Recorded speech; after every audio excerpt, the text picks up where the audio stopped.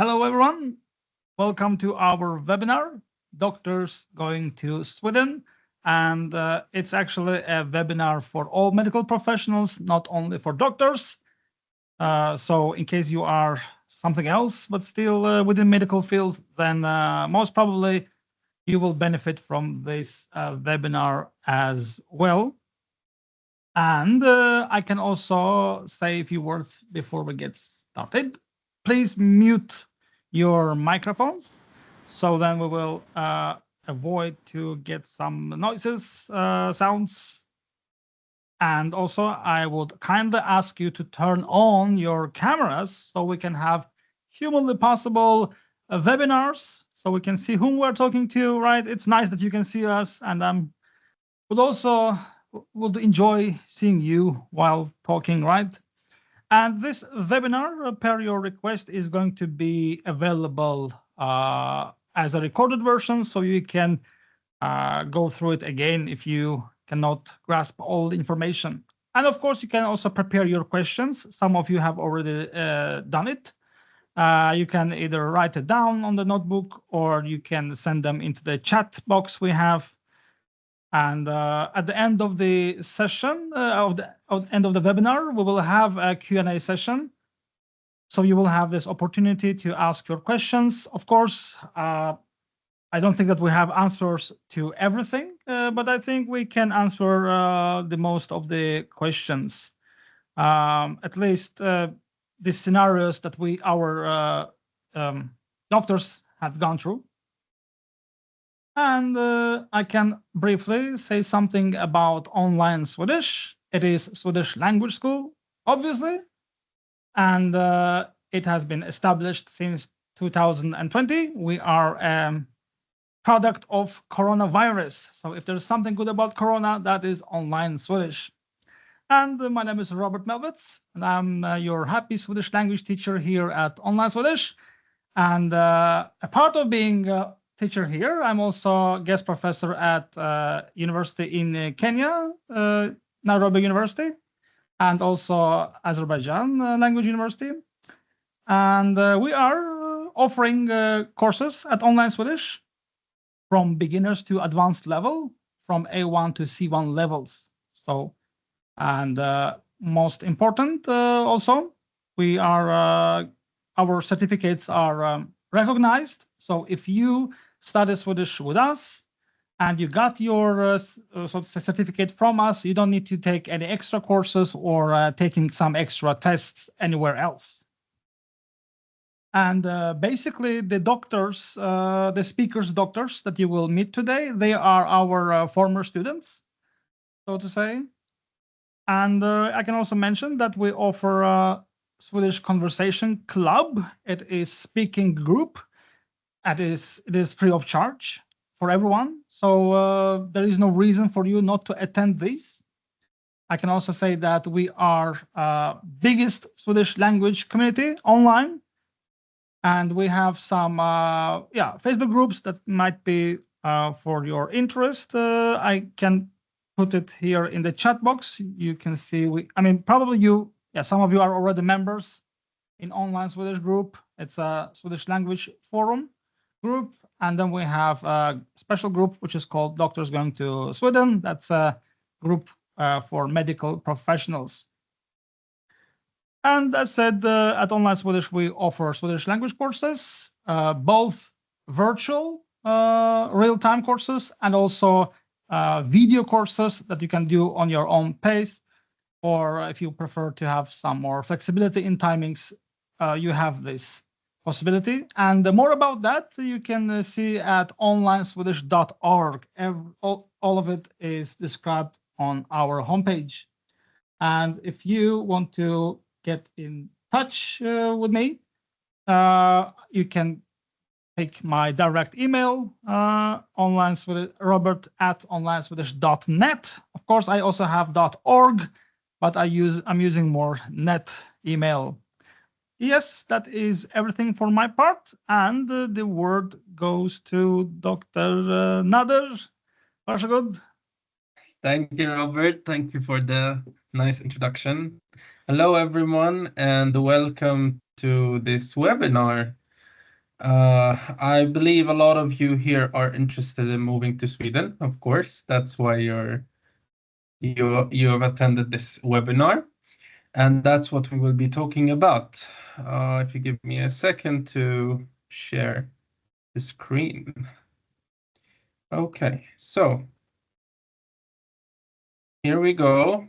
So this is, my name is Nader Albin. I'm a doctor in Sweden. We're going to go through who I am right now soon. And I'm going to be telling you how to become a doctor in Sweden. This seminar, the goal of the seminar actually is, or webinar, is to let you know what is your first step and what are the steps that you are expected to move through. So it might be a lot of information today, but that's why this seminar will be also uploaded for you to go through it one more time, two more times, or as long as how many times you need. But it is mostly to tell you where to start and what steps you should be expecting. And who am I to be talking about all of that in first place? So my name, as I said, is Nader Albin. I am 25 years old, and I am a graduate, a medical graduate, right now working as a doctor in Uppsala. I'm actually from Syria, and I have a Syrian nationality and passport, nothing else. I was born and raised in Saudi Arabia. I did all my high school and primary school years there.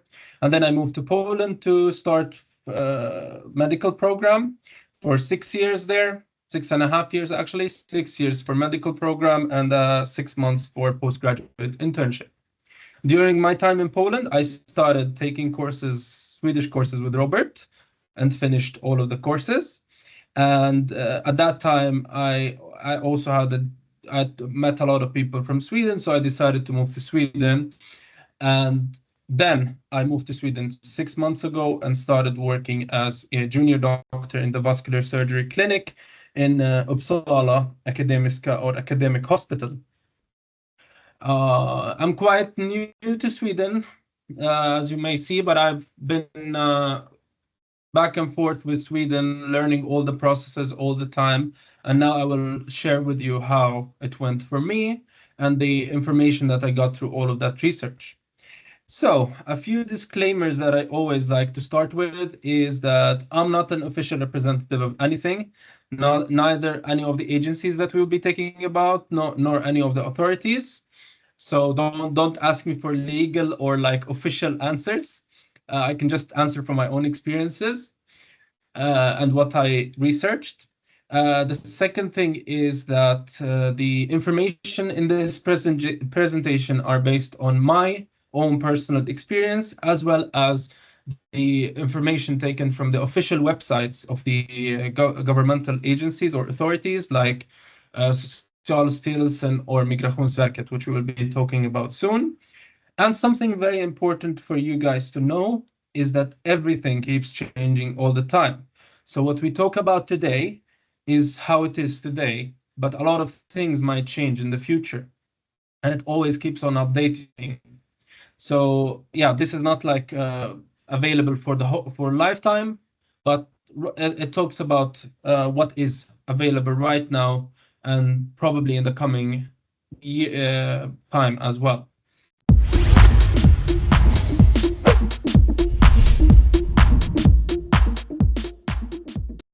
Now we will be talking about some of the authorities that anyone would be dealing with when they want to move to Sweden as an introduction before we go into the real deal. And there are three main authorities that I would say that most people will be dealing with when they want to move to Sweden.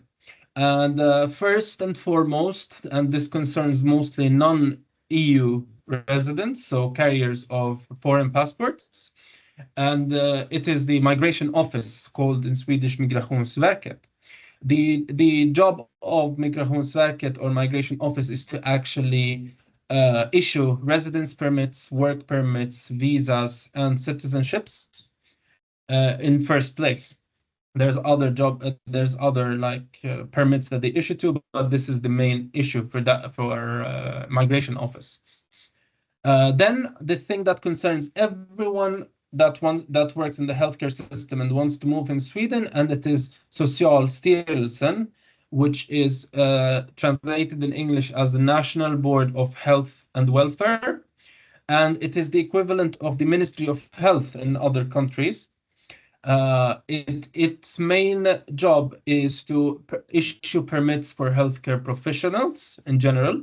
From our perspective, I mean, its main job is to issue permits for healthcare professionals, to give licenses as well, and to recognize specialists. So, from a professional point of view, during your whole career as a doctor, from the beginning when you move to Sweden and forward, it's Socialstyrelsen that gives you these licenses and gives you these permits to be either a practicing doctor in first place, then as a licensed doctor, specialist, resident, and so on.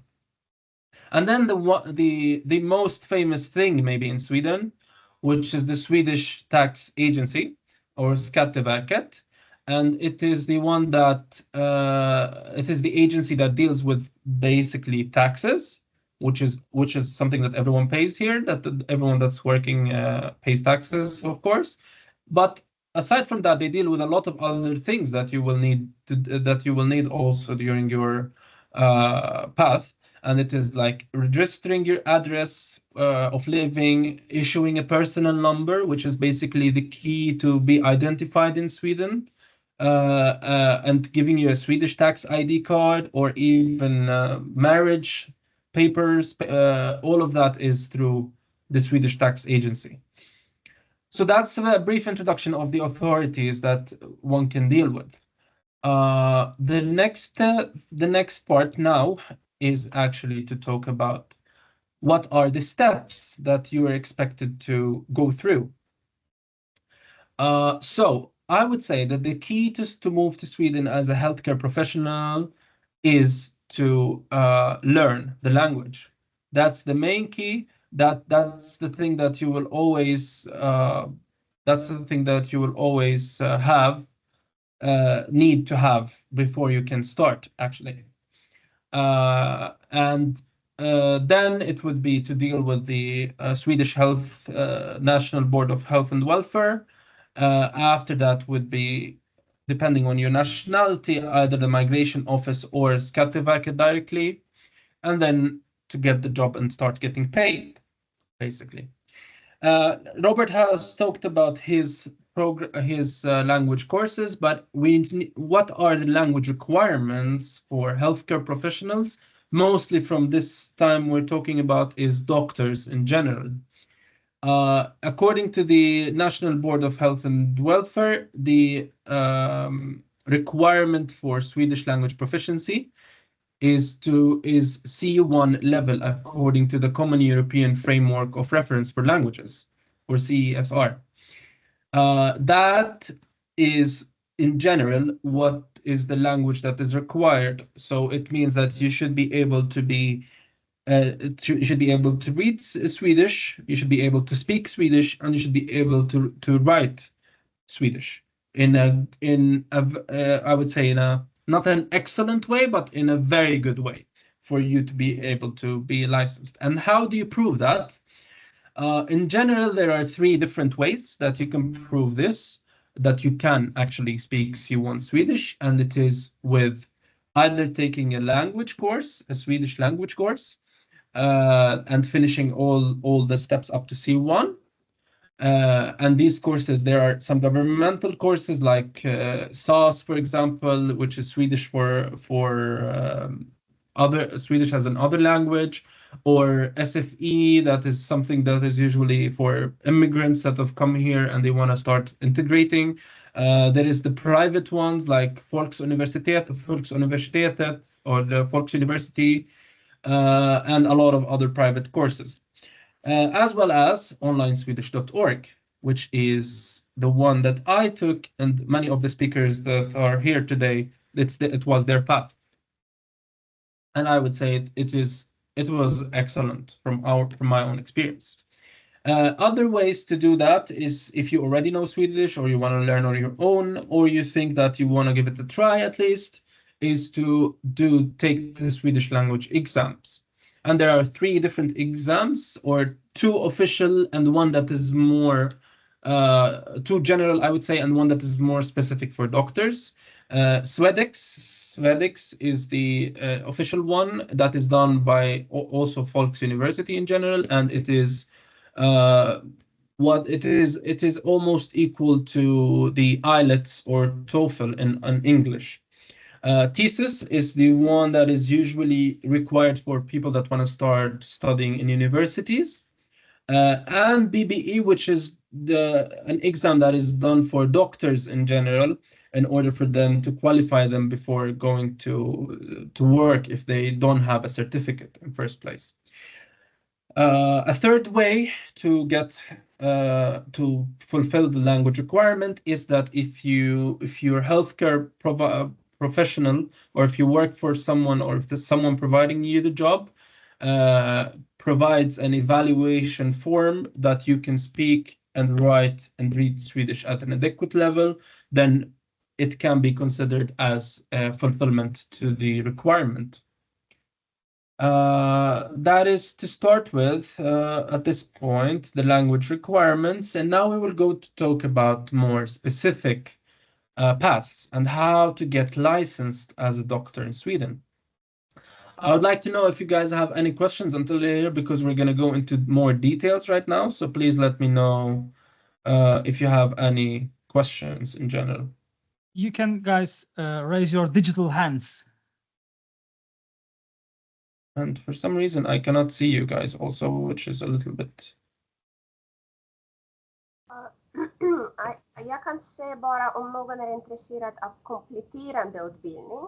Då är skillnad, för då måste vara... Alexandra, just sorry to interrupt you. Can you please say it in English, as many people here are beginning? Sorry, if somebody is interested of education, because you have 2 different paths, I think Rami will tell about this in more detail. Then language requirements differs, because you have to go to Swedish University, and then it's SVA 3 or SAS. So you have to make sure that you understand which language certificate you have for which purposes. That is a really nice comment also, because when we describe the 2 different paths at the moment, you will understand more what Alexandra said. Yes, next person. Yeah, Mohammed, we have here Eric. Eric was first, and then Mohammed. Eric, please. Hello, do you hear me? Yes. Okay. Good evening to everybody.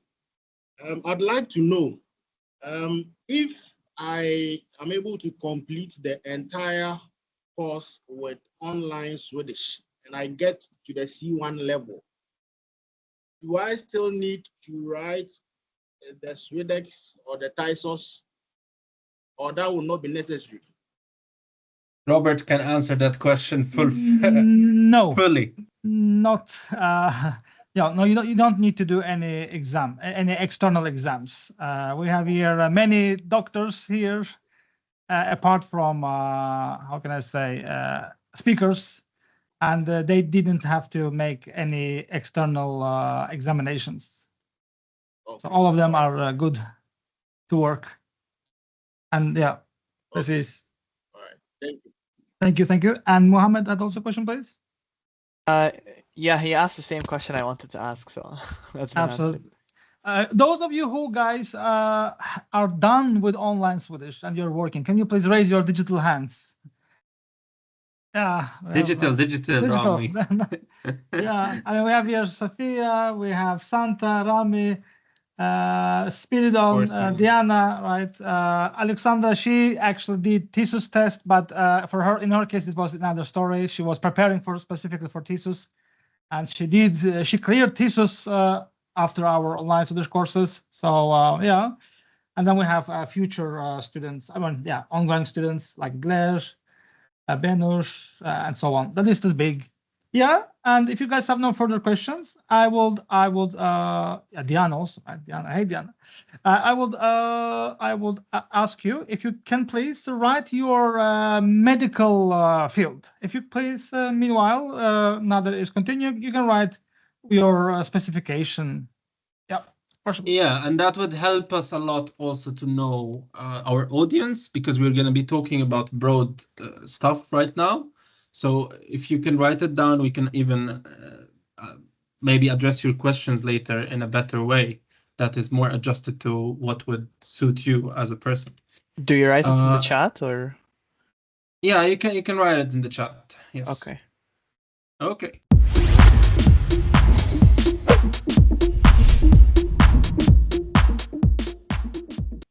So back to the presentation. And now I'm going to be talking about the thing that is probably the most important thing that you guys came here for today. And it is the path to get licensed. How can you get licensed as a medical, after you finish your medical school, you got graduated and you have your diploma? How can you get your license if you want to move to Sweden? And to speak about that, there is a lot of things that we're going to be talking about, so it will be a lot of details, but I'm going to try to break it down in the simplest way possible. There are some basic requirements that everyone, no matter where they have studied, where they are from, or anything, they need to provide these things. And it is, in first place, a valid ID or passport. The second thing is a language certificate, so C1 language, and of course your medical diploma and all the papers that you get from university when you graduate, as well as the certificate of good standing, which is something that you get usually from the Ministry of Health in the country that you have practiced or that you have graduated from.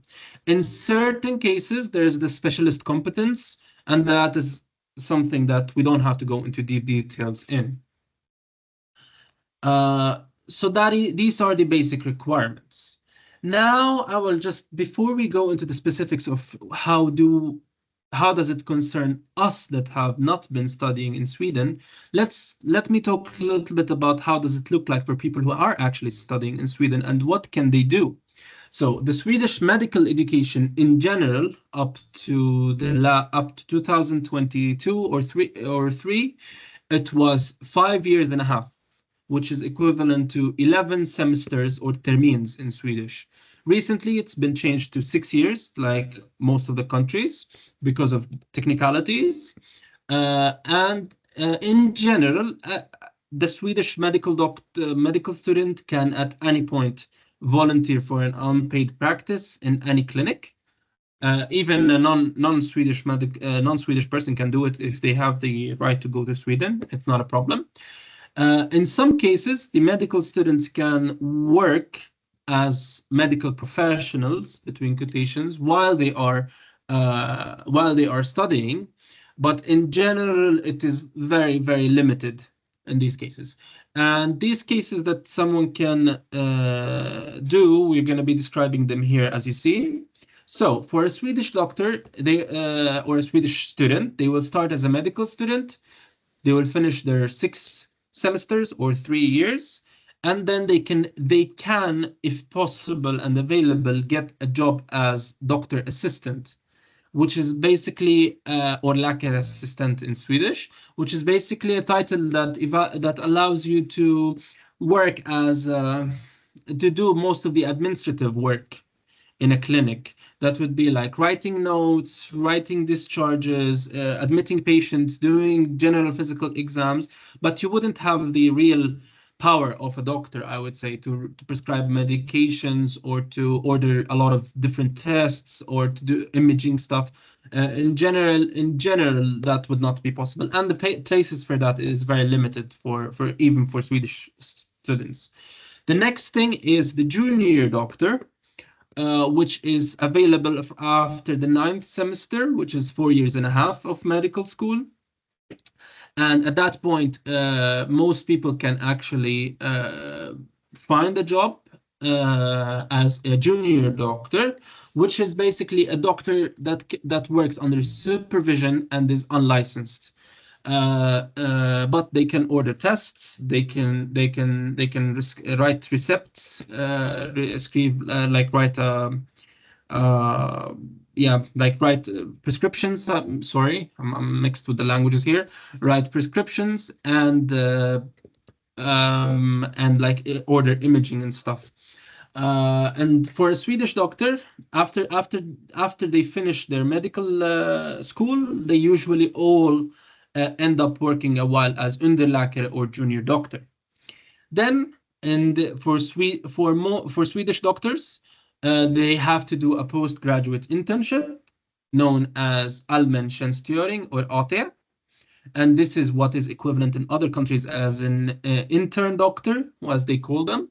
And it is usually 18 to 21 months of internship in different clinics. And then after that, they can do the medical license exam, known as the AT-provet in Swedish. And they become a licensed doctor that don't need any supervision to work. And this is the path for a medical student in Sweden flow. Sorry. The next thing would be, how does it look like for people that are educated outside Sweden, whether they're Swedish or non-Swedish, Europeans or non-Europeans, it doesn't matter. If you're educated, if you did your medical school and you got your medical degree outside Sweden, you fit into this criteria. And that criteria then, these group of doctors are separated into two different classes. Doctors that are educated inside the European Union and the EES, which includes Norway and Schengen area, as well as Switzerland. And people who are educated outside that region. And here is where the big difference goes. So we will start first with a group of doctors that are educated inside the EU, the European Union, or the EES. And also these doctors are divided into two groups. Doctors that are educated in these 9 countries: Cyprus, Denmark, Italy, Ireland, Luxembourg, Malta, Poland, Portugal, and Slovenia. And doctors that are educated in other EU countries, so all the others. And why is it like this? Because in general, doctors that are graduates of these countries are required by the countries that they studied in to do a postgraduate internship to get licensed in the country of education. So in either Cyprus, Denmark, Italy, Ireland, Luxembourg, Malta, Poland, Portugal, or Slovenia. While doctors of other countries, like for example France, Romania, Germany, or these other countries, they usually get licensed immediately after doing their medical school, or that their postgraduate internship is actually part of their medical education. So for graduates of these 9 countries, what is the paths that are available for you to start in Sweden? Or to get licensed in Sweden? There's 2 things that one can do to get to the path to be able to be licensed, and that is either to do the postgraduate internship in the country of education, which is what I did myself, or to try to get the Swedish postgraduate internship known as AT, which we just talked about. That other Swedish doctors also apply to, that Swedish graduates also apply to, that are studying in Sweden. And this is, as I said, 18 to 21 months, and it includes rotations in internal medicine, emergency medicine, primary care, psychiatry, and surgery. So you have these 2 paths before you can get your license. You need to finish one of these, either the medical internship in the country of education, then you can apply, or to do an internship in Sweden, and then you can apply. And here is how it looks like also for people. This is just a copy from the official website of the National Board of Health and Welfare. And then for people that are from other EU countries, like the other countries other than these 9 countries, like let's say Romania, for example, they can immediately, they get licensed there and they can immediately apply to a medical license in Sweden if they have the language certificate and the required documents. And to get into more specifics of how to do the application or what someone does, you usually go into Socialstyrelsen.se or the website for the Swedish National Health and the Board of National Health and Welfare, and you just write medical license, and all of the information will come up. And here is a summary of that information. You need, as always, a valid ID or passport. You will need your medical diploma and transcripts and so on. You will need the proof of your language skills.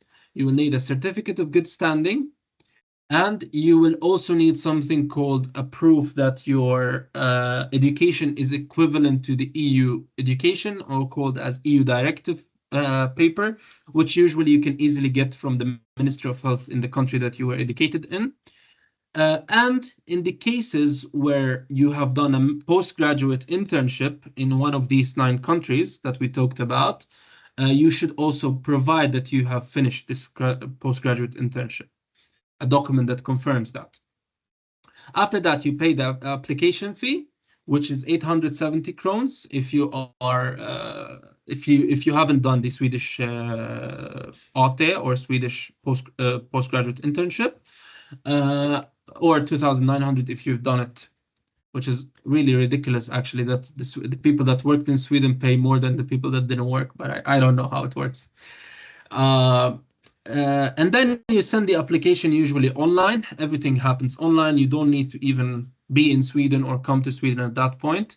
And you get licensed. But there is something that is very important to know, that, and I've mentioned it, I forgot to mention it here at the beginning, that in most of the cases, you will need to have a Swedish personal identity number or a coordination number. I would say that in almost all of the cases, you need to have it.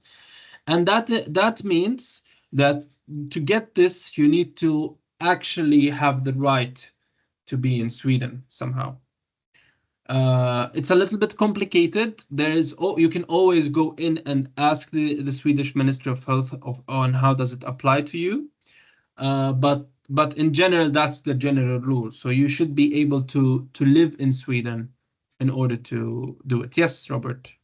So it means simply if you are a student, so to say, in Sweden, or let's say that you have a spouse in Sweden, then you are technically, you get some kind of tax number. Exactly. Exactly. And that is it. For people that have European citizenships, you don't need to worry about this, because the coordination number is so easy to get for you guys. You just go to the Swedish tax agency and apply for it, and that's it. But for people that are non-European, that have non-European citizenships, that's where it gets a little bit complicated. Some people that are already living in Sweden, for example, they have moved for Sweden for immigration, for asylum, or for something. They already get these numbers when their application is finished. Yeah, and I don't want to go into more specifics, but it's just important to know that most of the time they will be asking, or I would say almost all of the time, they will be asking for that number, and you would really need it to get further in the steps in general. Okay, so that's how it looks like in general for Swedish, for graduates of the EU. Yes, I have a question here. Yeah, before we, I think you move on to non-EU, I'd like to ask about the difference between AT and BT. We're going to be talking about this. Okay. Because for me, myself, I've graduated in Poland, but I am licensed to practice in the UK. So does that still mean I'd have to do AT if I haven't done my internship in Poland? Yeah, we will talk. We can answer that question at the end of the seminar, of course. Okay. But regarding AT and BT, I will talk about it later, definitely. Okay, thank you. Yes. So. That is it. And I guess there is a huge portion of you guys that are actually studying here in the, or that have graduated from the EU. And so to sum it up, you need to have a language, you need to fulfill the criteria, and have a personal number, a coordination number, and then you can do the application. Yes, Hussein. Nice to see you, by the way. Nice to see you, Nader. How are you doing? I'm doing good. How are you? I'm good. Yeah. Yeah. I was wondering, can you work as underläkare if you don't have the certificate yet, language certificate? We can talk about these things later. Okay, I'll leave. If it's not about the same, if it's process at the moment, please leave the questions till the end so we can answer them. Okay. So we don't interrupt the presentation. I'm sorry if that came out, but I mean, like, I'm just I would like to continue with the presentation itself so that we don't go away from it, and then we answer all the questions at the end, of course. But of course, you can write the questions in the chat so you don't forget it, and we will go through the questions. That would be a very good idea. Perfect. Thank you, Robert. Okay. So the next step would be doctors that are educated outside the EU. And this basically includes the UK graduates as well. In general, the UK is a gray zone because, first of all, the UK is recently have quitted the EU, so it depends on when did you do your education in the UK. And the other thing is that if your main education is inside the EU, that can change a little bit. That can change the whole like application. It can play a major role in that, I would say. But in general, nowadays, in the newest information, that graduates of the UK are considered as outside the EU.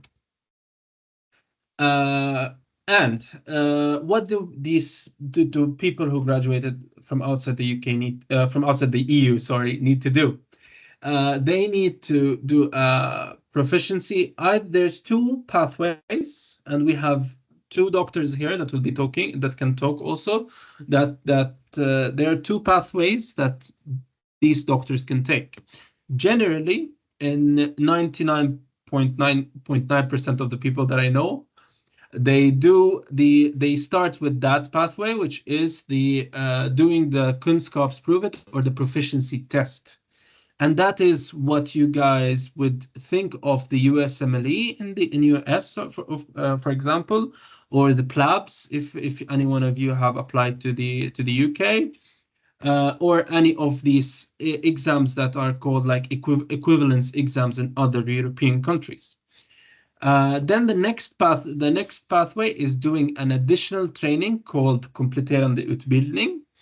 And we're going to be talking about the specifics. In general, as far as I know, that nowadays you should at least try with this path first in order for you to go to do that other path.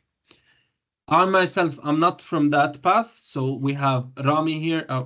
We have Rami here and Alexandra, which have done that path, so they can comment if I said anything that is like, or if I missed anything. Yes, Alexandra. I just want to say, in order to apply for kompletterande utbildning, you have to have the result for Kunskapsprovet, theoretic part. Otherwise, you are not eligible to apply. Mm-hmm. And you need SWA 3 or SAS 3, so it's different for language. The higher the score for the theory proof, the more possibility to apply. In general, it's at least like 100. I know that some got the place with 78, but it was like very extreme situations, usually 90, 100 in order to get the place at Karolinska University in Stockholm. So you cannot apply without a theory proof. Yeah, exactly. So as I as I said at the beginning, in all of the cases, you will need to start with doing the exam in first place, and then see how it goes. And that's where we go into the specifics right now. So, in general, that's how it goes for doctors that are educated outside the EU. They send their application to have their education assessed, and then they do the kunskapsprovet, or the proficiency test. When they do the proficiency test, there is two parts of that proficiency test. One is the preclinical, so the theoretical part, and one is the practical part. If the theoretical part is required for both this pathway and the other additional pathway. And remember that always this, technically you don't need to prove that you speak Swedish, but you should actually know, because the exam is in Swedish. So the exam is in Swedish, so you need to be able to speak Swedish, but you don't need to submit that you speak Swedish when you take the exam. That's what I was trying to say. And correct me, guys, if I'm wrong. The next thing, if you're taking that path, you do the theoretical part, you do the practical part, and then you do something called the practical training in Swedish, or praktisktjänstgöring, which is a clinical training that is around 6 months or longer. And it usually includes some other courses about Swedish laws and regulations. And once you finish this practical training, you submit the application like you would do as if you have graduated inside the EU, or as if you are a Swedish graduate. The whole path usually takes around 2 to 4 years, depending on how fast you can finish the tests, and how also lucky you are to get the practical training. That's the first path.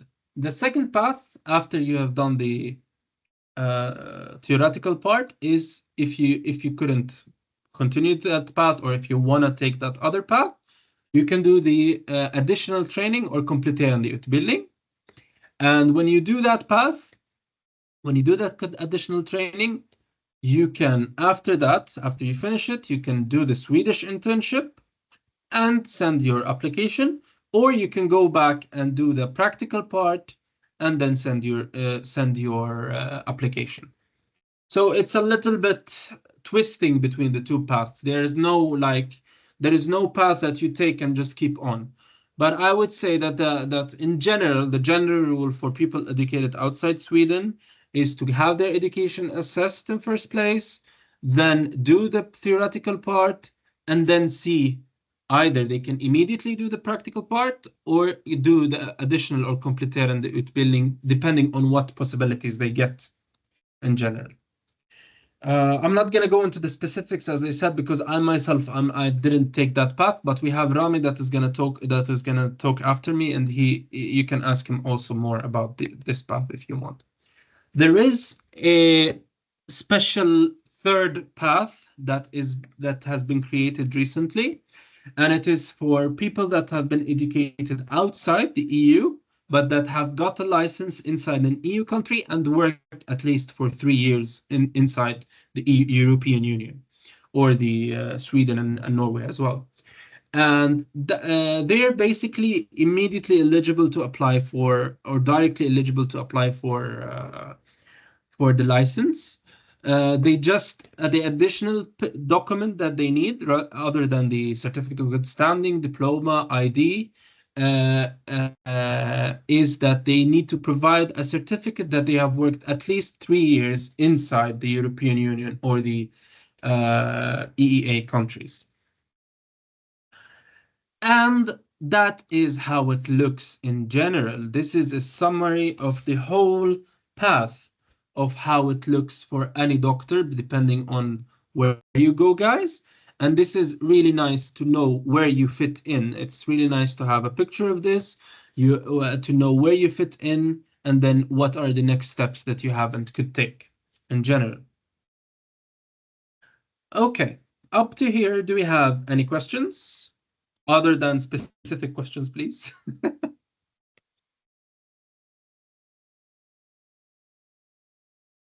Okay. Yes.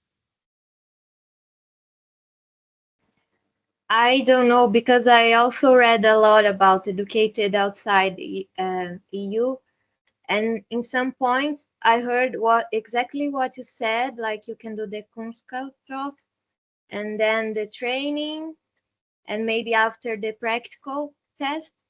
But at some websites, I saw that you need to have the practical test too before the training.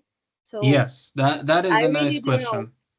That is a nice question. So in general, you have to do a training, one type of training, but there are two different types of trainings in general, as far as I understand it. If you take the path where you do the theoretical part, the practical, and then you do the practical part, you can basically start working and do this practical training. You work as a junior doctor, unlicensed doctor, and after you've worked for 6 months, you can apply for the application for the licensing. And the other pathway where you do the kompletterande utbildning or the additional training, you can either go back to do the practical test, or you can do the Swedish internship then. The only thing that I'm not quite sure about is that if you go back to do the practical test, I'm not sure if you need to do that other clinical training again. And Alexandra here can help us, of course. I believe the question is about practice censoring, because there are rules changed in May, from the 31st of May. Before, you could, after you pass the theory exam, you could practice censoring, practical training in 6 months, and after that, take the practical exam. It was easier, and you could have money and all the. But from the 31st of May, it's impossible. You have to pass 2 exams, theory and practice. So this is PT, practice censoring. So that's the changing. So you have to read very carefully, because I mean this has changed recently, 31st of May. So now after with the kompletterande utbildning, the difference is that past kompletterande utbildning. So, and I have the right to go both ways.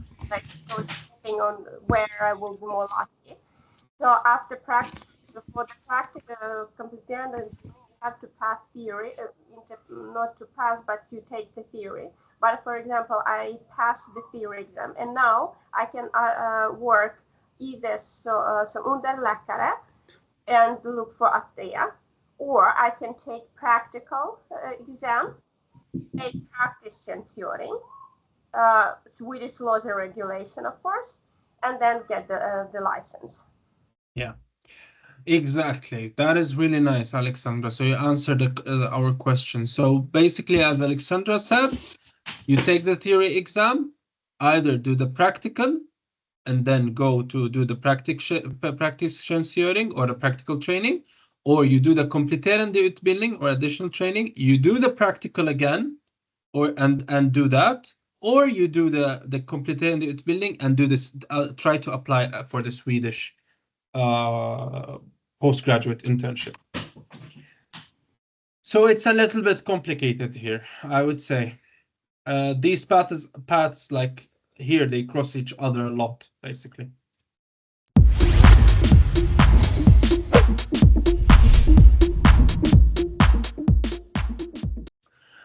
Okay, nice. Then I thought, because of these a lot of words that we're talking about here, let's just talk about the general hierarchy of doctors in Sweden. Like in Sweden, it's something that you would know, that hierarchy doesn't play any role in the social interactions with doctors. So basically, no matter how senior you are, you usually discuss with each other, of course, respectfully, but with first names. There's no one that shows that they are better than the other. Everyone is the same in Sweden, according to the Swedish jantelagen, which is something that is like a social rule in Sweden, that everyone is the same, no matter what education, where they come from, what background they are, or what position they have in the society. But in general, these hierarchies are hierarchies of medical titles, and also, of course, of responsibilities in general. So the lowest thing at the point would be a medical student that can basically just do what a medical student does. The first paid position that theoretically someone can get is the läkarassistent or doctor assistant. Very difficult to get. There's very few positions, and it's usually mostly for doctors that have studied in Sweden, and that are quite exceptional in general, and that are in places that are very in need of doctors, but they don't have anyone available. And in the official rules, that's an agreement between the doctor and the hospital or the clinic. So you don't actually need to have, or to prove that you have a language certificate that you can speak at that point. This can actually work for a lot of doctors, for example, that want to move to Sweden. They are already specialists, for example. They are doctors that are educated inside the EU. These are the examples that I know, actually. There are doctors that are educated inside the EU. They finish their specialties, and they want to move to Sweden. They have started learning the language. The hospital thinks that they can use their expertise meanwhile, so they provide them this job until they finish the language courses. But it's very rare that you see doctors in this title. The other one, the most common one, I would say, is the junior doctor or underläkare. And this is basically a doctor that is not licensed, and that is a doctor that is not licensed, that have finished their medical education in general, and can work immediately like this. Either if you want to do the Swedish internship, you're waiting for that, or if you're eligible to get licensed immediately, then while waiting for your license, you can work as junior doctor. And that is what I did in my case, for example. Then comes the responsibilities a little bit higher, or expectations are a little bit higher with the intern doctor or AT-läkare. And that is something we talked about already, 18 to 21 months. Then comes the licensed doctor, which is basically the doctor that has gotten a license and can practice individually without supervision. And after that comes the levels that are a little bit weird for you guys to hear right now, but I will explain it soon. Then comes the BT-läkare, which is a licensed doctor that is doing an internship. And this applies only to doctors who have got licensed but did not do the Swedish internship. After that comes the resident doctor, or ST in Sweden. Then comes the specialist doctor, which is the doctor after finishing the residency and taking their European board exams. And after that is the consultant doctor, or överläkare, which is basically depending on years of experience, and then big hospitals also required to have a PhD. Okay, now we're going to talk about something that I've been asked about recently, and it is the BT or bastjänstgöring or post-licensing internship for licensed doctors. What is that? And it sounds weird for a lot of you guys. But it is basically something that the Swedish healthcare system have been discussing for a long time. And it's a way for all doctors to enter to the Swedish system. So they decided that any doctor that has not done an internship in Sweden should do an internship after their license, in order to be able to actually specialize. It is thought to be considered as the introductory part of your residency program, but in general, it is a special program by itself, and I will talk more about this in the next slide. So who does it apply for? It applies for all doctors, no matter where they're educated, that have got licensed and did not do the Swedish medical internship. And what is it? It is 6 to 12 months of clinical rotations. It's a paid job, of course. You get a salary of a licensed doctor, so it's not a bad salary in Sweden. And it's 6 to 12 months of rotations that includes the obligatory rotations, which are primary care, emergency medicine, and psychiatry. And it has two different forms. There is the integrated BT, or the one that is basically integrated within your specialty program. And then there is the regional BT, which is the one that is a separate program by itself.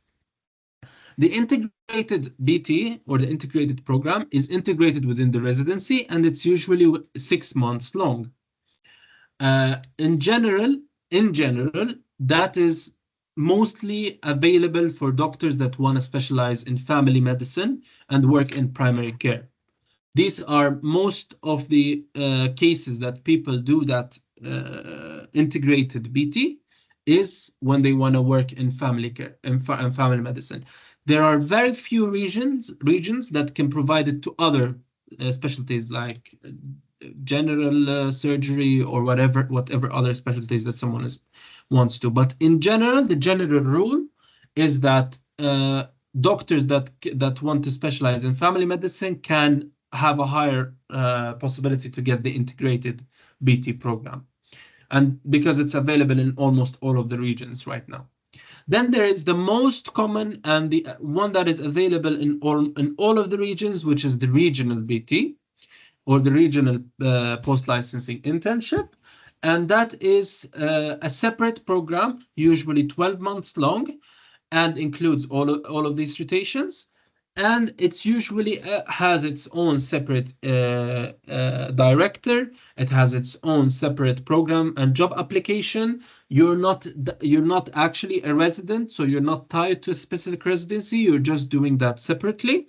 When you finish it, you apply again to the Socialstyrelsen, National Board of Health and Welfare, to get a confirmation that you have done it, and then you can apply to the specialty programs that are available. I think that, yeah, the next thing to talk about is who is not required to do that, just to get a bigger role. And it is all doctors that have done a medical internship in Sweden, which is known as AT, and doctors that have started their residency before July 2021, because that's when the rule was implicated. In general, I think it's also worth to mention a little bit about the residency program afterwards, but let's finish up with the BT first. In order for you to apply for that BT, you need to have the Swedish medical license, so you need to have completed everything that we've talked about and got your license, and you need to have the language certificate. These are the two requirements. In general, also, any clinical work after your license or before can give you a merit when you're applying. So if you have worked as a junior doctor before you got licensed, until you got licensed, or if you have worked as a licensed doctor for a while, that gives you a big merit to get the BT.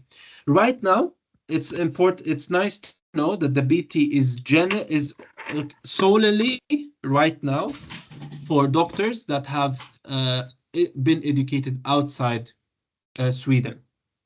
These are the doctors that apply for BT right now, either the ones that got licensed through the European pathway or the ones that got licensed through all of the other non-European pathway. These are the doctors that have to do it. In 3 years' time, all Swedish graduates will be also included in that system. Okay, so how would the process look for anyone who has got licensed? So after we finished all of these steps that we saw here, what is the next step after this?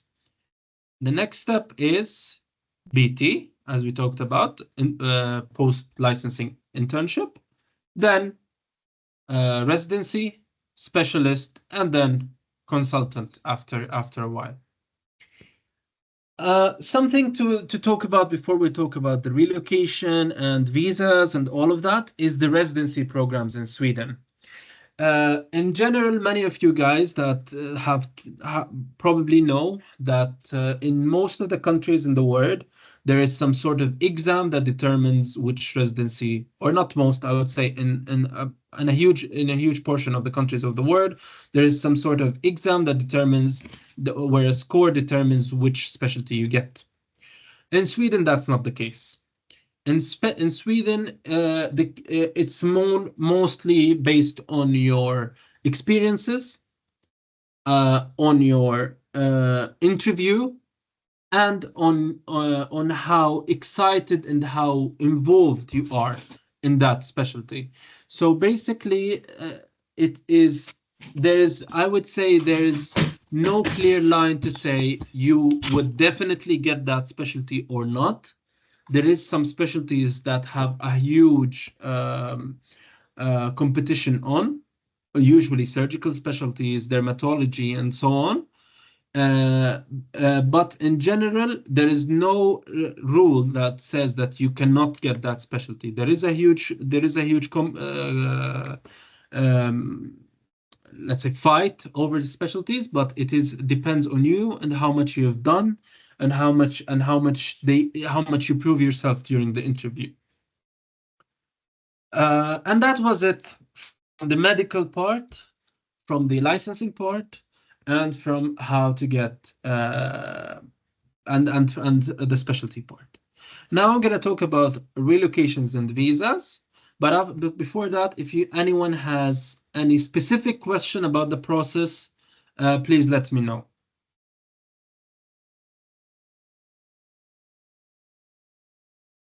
Yes, Mohammed?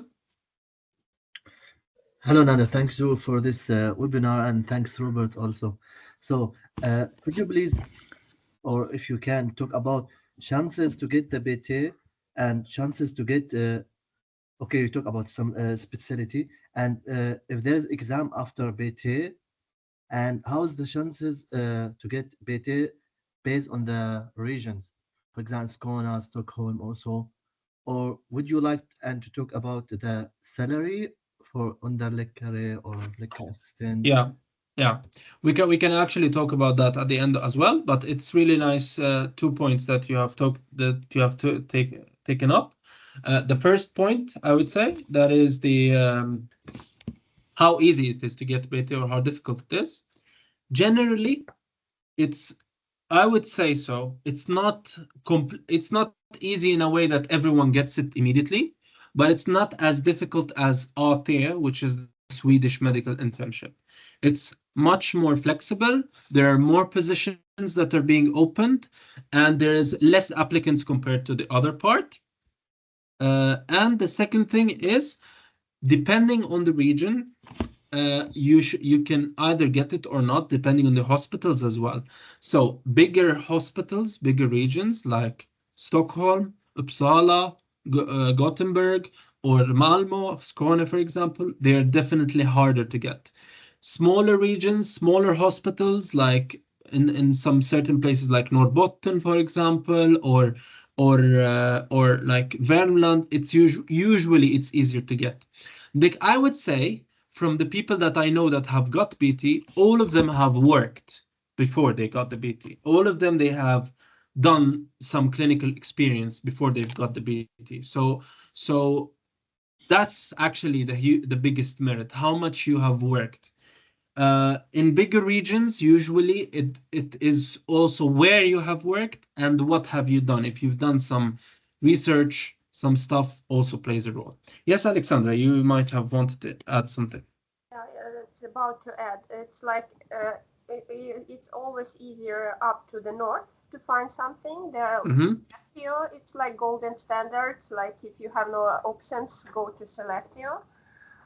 But I mean, if you that's the term that I heard. Like, if you looking for BT-läkare in Stockholm region, it's like at least a year.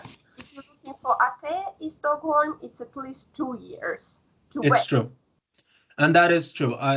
And I know people who work at vårdcentral, like primary care, for 5-7 years and cannot get AT in Stockholm region. So, like, Exactly. have I know I have some people that I know that have worked after their license in Stockholm for 1 year, and they got the BT afterwards. So it's generally easier to get. It's because the idea that you're licensed itself is quite important in Sweden. A licensed doctor is a big deal in Sweden compared to other countries. I mean, not as a big deal, but it's kind of a big responsibility to be licensed. Yes, and about salaries, I can talk about that later after we finish. Relocation and visas. So I'm not going to go into the specifics. There is a lot of ways to come to Sweden in different ways. Each one has their own way. But I will talk about the thing that most of us would be thinking about here. The first thing to say, and this is very important to repeat it here, that I do not work for Migrationsverket or the Swedish Migration Office or any agency. The Swedish Migration Office, from my own experience itself, have a lot of conflicting opinions. So sometimes you ask the same question to 2 different people, they give you 2 different opinions. So it's really messy when it comes to these things. But in general, I can tell you what are the types of applications you can do. Generally, the types of applications that one can apply for are permit for work, which I think most of us would be interested in. There is permit for studies, which some people, for example, that want to do their PhDs first, or that they want to come and study in Sweden, for example, they can do it. There are permits to move to someone in Sweden. So if you have a partner that is Swedish, that you're married to, or that you've lived with for a longer time, you can also come on a basis of a partner visa and live in Sweden legally and be able to work with that. That's also normal. And otherwise, also there's a lot of other things also. Permits for EU residents and EU citizens basically doesn't play a huge role. It's just a very speed application that one does. Yeah, and I will talk about the thing that I did and that most of you guys would think about is how to come on the basis of a work permit. To obtain work permits in Sweden are quite complicated, and they have always been. The waiting times have been long. But recently, the Swedish Migration Office have designed a new pathway, which classifies people based on the demand of the job and the education of the person. And for us, doctors and other healthcare professionals, for our fortune, we are considered as highly qualified professionals that can like work in Sweden. So in general, the general rule right now, I don't know how much is it applied, but the general rule that if you as a highly qualified person apply to a work permit, you should get your decision within 30 days. So you should get a yes or a no within 30 days of your application. That's the new rule. How much they're sticking to it, I have no idea, actually. So in order to apply, you need to have 2 things, and that is your passport and a contract. And that is where it gets a little bit tricky, because getting a contract is actually the most difficult part of the whole process. Once you get a contract, you can think of doing the next steps, and it becomes easier. In general, everyone that is a European citizen, you don't need to care about what I'm saying right now, because if you have a European passport, you're allowed to come to work in Sweden or a European permanent residence, by the way, not just a passport. You're allowed to come work in Sweden without any borders. You just need to apply to the Swedish tax agency for relocation, and you can start working after that. get a number and start working. But for people like me that have a non-EU citizenship, you need to do these things. Get a contract. The contract, there are three main things that the contract has to include or that the contract has to show. The first thing is that it is in accordance with the Swedish collective agreements. This is something that your job provider usually knows about and has. And for doctors, it's not a big deal. Every hospital has a collective agreement. The second thing is that your income has to be good, which means it has to be at least 80% of the median Swedish salary, which keeps changing each year, by the way. Right now, it's around 25,000 crowns or 26,000 crowns, as far as I know. That is the minimum that you should have in order to be accepted for the permit. Yes, Alexandra? I'm not sure because it depends, because there is a limit for uneducated yrke. If you like undersköterska, it's like 27, but if you're high educated, then it's 37.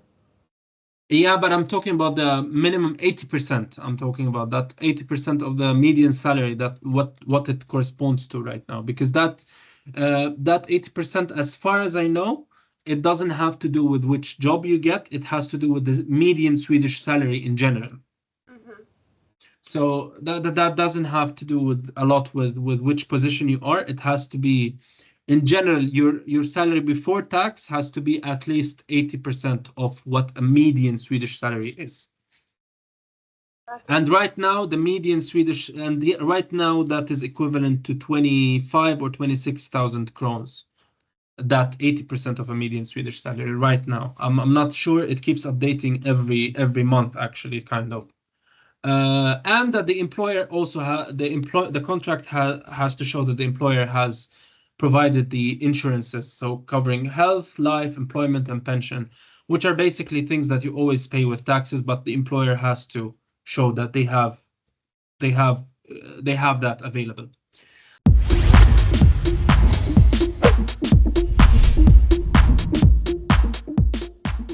What is the process of the work permit? You generally get the employment contract. The employer, so your job, has to initiate the application. They should send the application to migration office. At that level, most regions usually get some relocation service or relocation company available. Like in my case, that was also the case. Then you get an email that the job has applied for you. Please complete the application. You will attach your documents, which you will see here. What are the documents? Basically, it's just your education, your contract, your passport, and so on. You will pay the fee. It's you that pays the fee, by the way. Sometimes it could be the relocation service if they took over. And then they process the application. You need to show your passport, which means you need to go to the embassy and show them the passport, and also give your fingerprints. Then they would issue the residence permit immediately. You will not need a visa in general. You will get the residence permit immediately. It will be sent to your embassy, and you can take it and travel with it. After that, in general, you should get a positive decision to get the residence permit, of course. And that is it when it comes to that is briefly how it goes. There is a lot of also paths that cross there. There's a lot of things that show up, but we don't want to go into specifics. The last two parts that before we sum up, I want to talk about how to find a job in Sweden in general. Yes, Rami? I just want to, because I see that some people are leaving, I just want to mention that we are still not done talking about for those who are outside the EU. Alexandra is going to talk about the KUL pathway, and I will be talking about the Kunskap proof pathway and answering those questions. So we did not leave those who are outside the EU. Yeah, I'm sorry I'm taking so much time, but I want to just give a whole gist of how it goes. That's the idea of the webinar. So I'm going to go a little bit quick. It's just 3 slides left. We have how to get a job in Sweden. Basically, it's like any other country, but the key is to be able to speak Swedish. As a doctor, you need to have a medical diploma. You need to have your CV in Swedish. It has to be short and to the point. Also, you have to have a personal letter, which is very important in Swedish, in Sweden, and it has to be written in Swedish, not more than 1 page usually, and it tells more. It talks more about you, how you are as a person, and what are your ambitions. And the key point, of course, if you were able to go to the interview part, the key point would be the interview. You need to show yourself. The interviews, generally the interviews in Sweden, I have done a lot of interviews before I started working, and generally the interviews in Sweden are not about medicine. They are about you. They want to know you as a person. And where to find these jobs? You have 3 main websites that you can use. The official one that even Migrationsverket or the Migration Office requires that the job is posted in is Arbetsförmedlingen, which is basically the Swedish Public Employment Service. But in general, jobs that are on Indeed are also, Indeed.se is also posted in Arbetsförmedlingen usually. And on LinkedIn, as always, you can check, but always check that it is also posted there when you get the job from LinkedIn. Finally, I want to talk about a summary of what I did, how did it go for me, and how did I reach there. And then I would leave the mic to the others. So in my case, as I said, I graduated from Poland. I did a postgraduate internship. And during that time, or before actually I started doing my postgraduate internship, I did an unpaid practice in the current clinic that I'm working in vascular surgery clinic in Akademiska sjukhuset or Akademiska hospital in Uppsala. And after I finished my postgraduate internship, I applied for more than 50 job positions. I did more than 10 interviews, I guess. And I got actually, from these 10 interviews, I got 5 jobs, like job offers, as far as I remember. I myself am more, I want to be a vascular surgeon, so I was really happy when I got that job offer. So I decided to take that. And it also was the better salary, actually. And then I moved to, and then the job helped me with the application to the work visa. It took a lot of effort because usually the Swedish job providers have not a lot of information about how do they apply for foreigners. So we worked on that, and they even involved another relocation service that took over the whole process. I moved to Sweden, and I then went to what is called as the Swedish Tax Agency, registered my place of living, and applied for a personal number, and I got it, signed my contract, and then started working. Been working now for 6 months.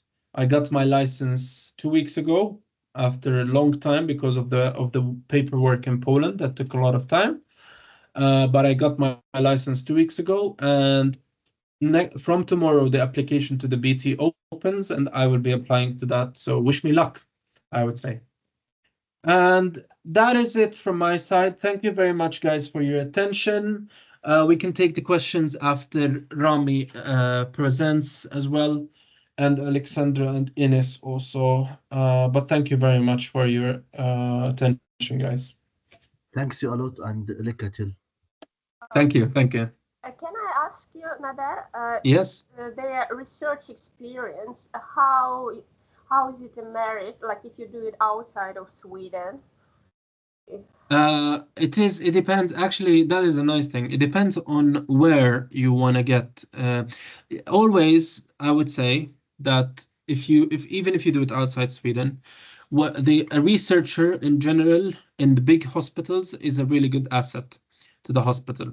So when you apply for BT and they see that you have done some researches, you have published some papers, they would take into consideration that you are not just a doctor that is going to work clinically, but a doctor that would also develop the system.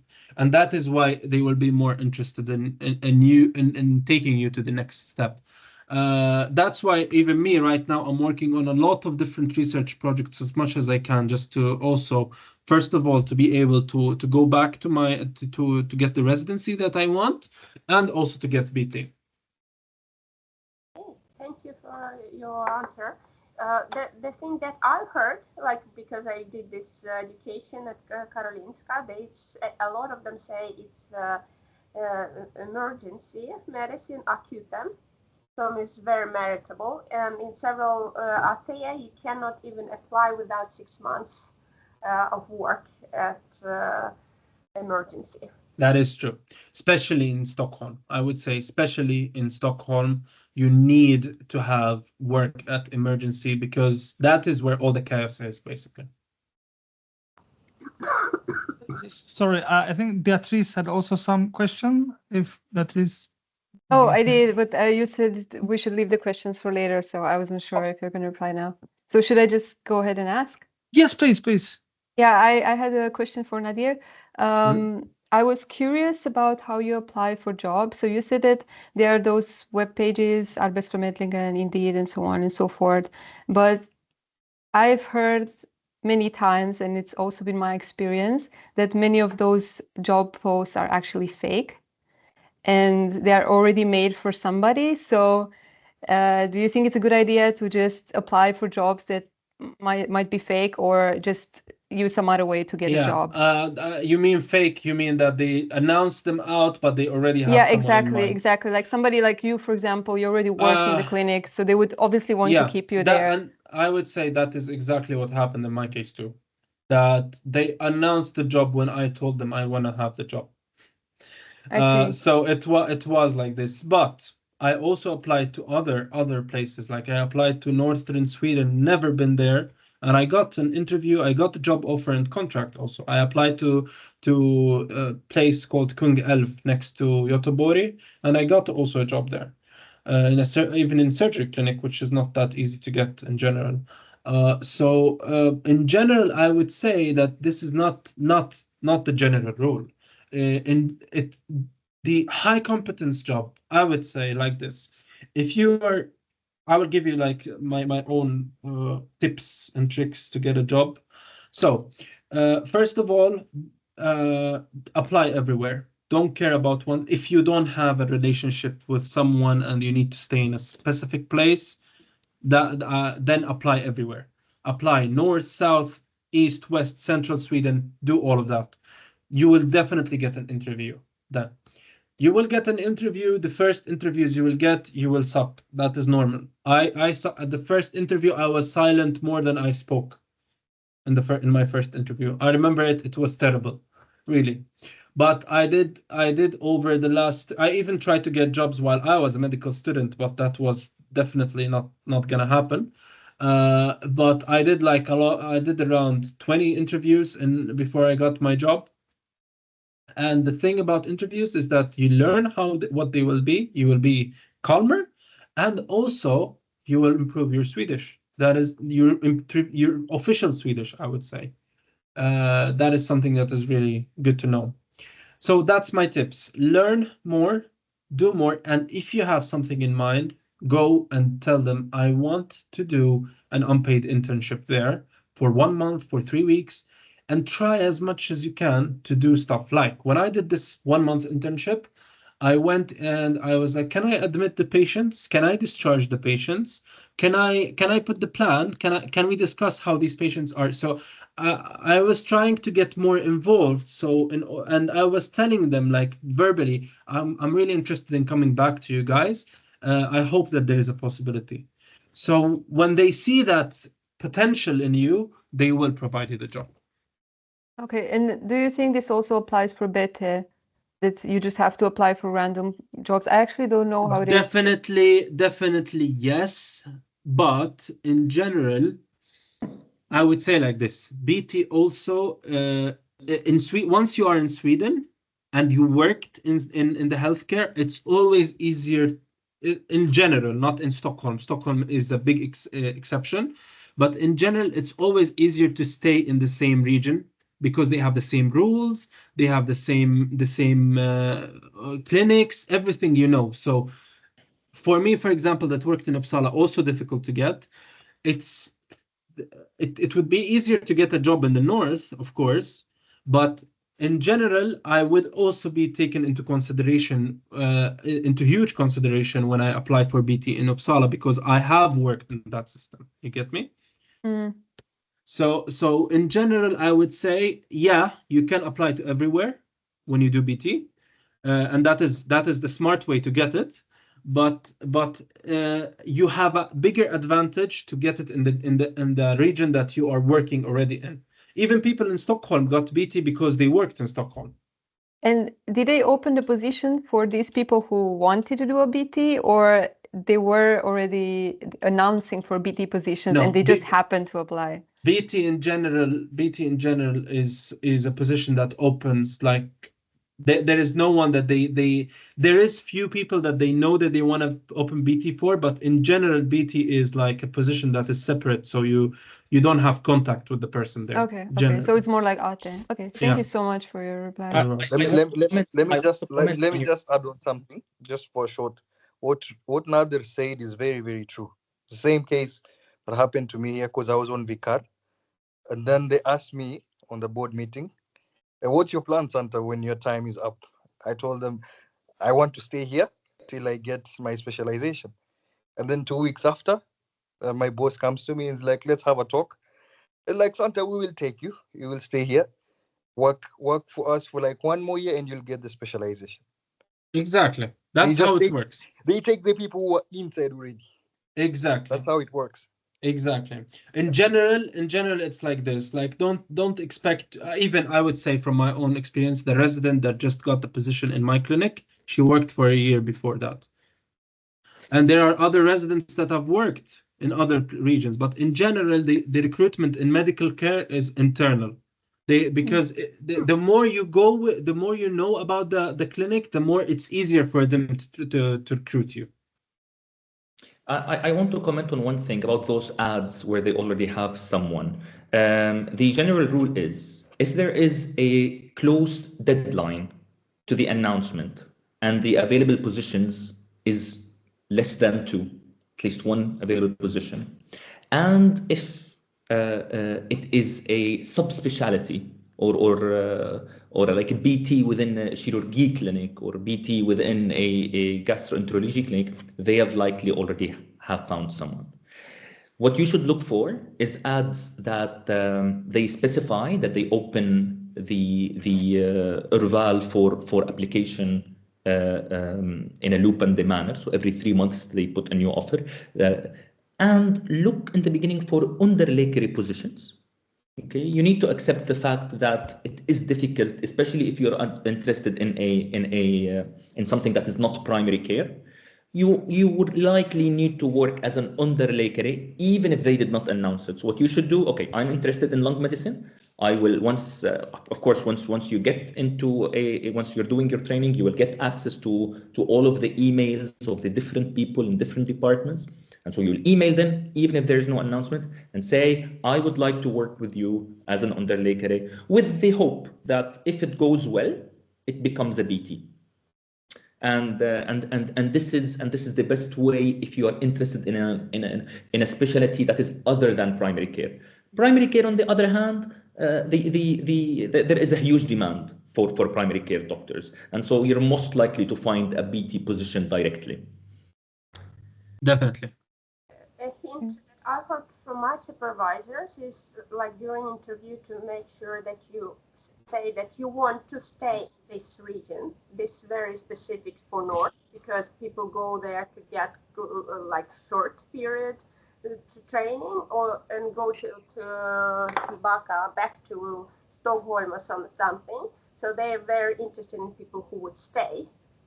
So, like, never say that, oh, I will live in another region, or no, I like this region because, like, there is like nature, skiing, whatever. because they interested that you stay. And when I talked, I've been at the practice at the different hospitals during my training, and they said that internal recommendations that are a priority, not the recommendations from a doctor from a different hospital, but if you want to go to Södertälje, so that will be the recommendation from Södertälje. Even if you have the recommendation from Karolinska, they prefer their internal recommendations. Always. Thank you very much. Rami, sorry, before we get further, I think if possible, Sophia, you had a question, and Theodora?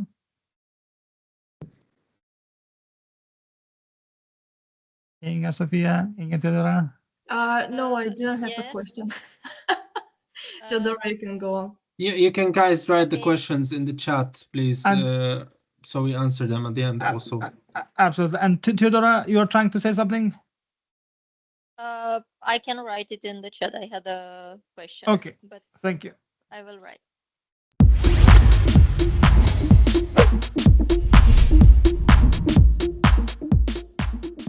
Well, welcome everyone. Let me start by saying this announcement that maybe this part of the presentation is focused on those who have graduated from outside the EU. I will talk more about our organization, Kunskap Online.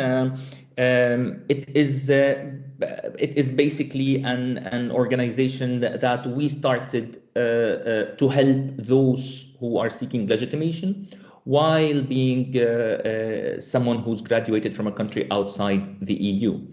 Just a little bit of an introduction behind us. We are a group of medical students, medical doctors, and PhD graduates who've developed a course in order to help you pass the Kunskap Proof, an exam that requires a lot of basic sciences knowledge and a lot of clinical sciences knowledge. And so, as we said, we help those who've graduated in a country outside the EU. And as Nader and Alexandra already gave you a good idea about the pathway, the normal and let's say the common and fastest pathway is to take the Kunskap Proof. And the Kunskap Proof is a two-part exam. The first part is a theoretical exam. Can you see my mouse, by the way? Not really. You can choose that pointer, laser pointer down. Yeah, going to pointer.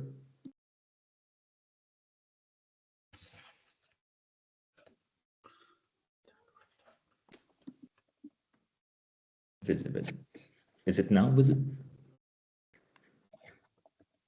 Or maybe, you know what? Laser pointer. Yes. Yeah. So the theoretical exam, so the Kunskap Proof is divided into two parts, a theoretical exam and a practical exam. And as we said, if you start, this is in the light blue, the Kunskap Proof pathway. If you start in this pathway, you do not need to do you don't need to have a language certificate yet. On the other hand, if you decide to do the other pathway, the completerande utbildning pathway, you need to have had a C1 or SV3 Swedish language certificate. Both pathways contain some sort of a practical training. It is shorter. In the Kunskap Proof pathway, it's only 6 months, but in the AT pathway, in the completerande utbildning pathway, it can take minst 18 månader. It can go up to 21 months of training. What is the differences? What is the general pathway that someone who is coming from outside the EU and really wants to get forward and get done with their utbildning and with their legitimation? They will do a language course like I did. I am myself a graduate of Swedishonline.org. My Swedish teacher was Robert. As soon as I had a B1, B2 knowledge, I started preparing for the theoretical exam. And then afterwards, I had different pathways. If I pass the theoretical exam, I can continue with the faster pathway, which is doing the practical exam and then the 6 months training as an underläkare. Or if I don't pass the theoretical exam, but I get a high mark otherwise, then I can undergo the kompletterande utbildning pathway. Okay, and as I am taking the KUL pathway, I have at any time the option to jump back and to pass the theoretical exam. Okay, and as we said, this is a gray zone here. It's not a fixed pathway that you need to follow. You can jump between the pathways for the non-EU graduates. Some notes. The online course, the Swedish ethics course, or the Författningskunskap course, this course, you can take it as you're doing your 6 months clinical training, which makes the whole Kunskap pathway the fastest pathway. And so just to talk about different advantages versus disadvantages to both pathways, as we said, the Kunskap pathway, it is a shorter pathway, especially if you are able to pass the exams from the first time. And it does not require a language certificate from the beginning, so you can start from your homeland with onlineswedish.org, get into B1 or B2, and start preparing for the exam. And then, as soon as you pass the exam, you can start preparing for the clinical one and continue with the C8 until the C8 level with online Swedish. And in my experience myself, it is like the least, let's say, stressful way and the fastest way, to be honest, in getting a C8 certificate that is recognized by Socialstyrelsen. What is the disadvantages of this course? I think I saw some people in the comments. They're already specialized individuals, and I keep making this joke. It's very difficult for an ophthalmologist or a gynecologist who've been working in their fields for 10+ years to remember the citric acid cycle and the essential versus non-essential amino acids, which is why the Kunskap pathway can be challenging. On the other hand, the kompletterande utbildning pathway, as we said, it is the longer one. It is difficult to get in. It is a competitive pathway. I mean, classically in the olden days, you did not really require to do the theoretical exam, or at least to have tried to do a theoretical exam once. But nowadays, because of the competitiveness, it became a request, a prerequisite that you need to have at least done the theoretical exam at least once and have scored a high mark for them to take you. And the other problem with the kompletterande utbildning pathway is, if we go here, so you see here the 6 months clinical training. This clinical training, let's say it's mostly designated for those who are OTAN for EU, and so you're not really competing with the Swedish graduates.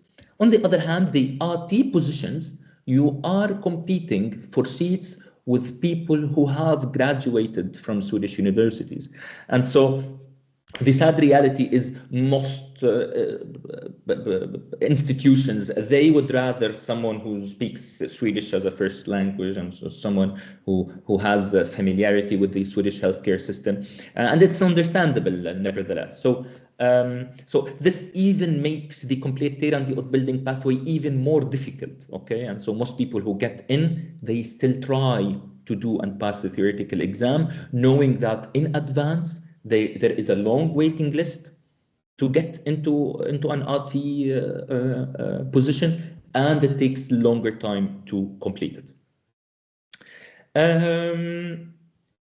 That being said, what do we offer at Kunskap Online? We offer 2 individual courses that help you in passing the written part of the theoretical exam.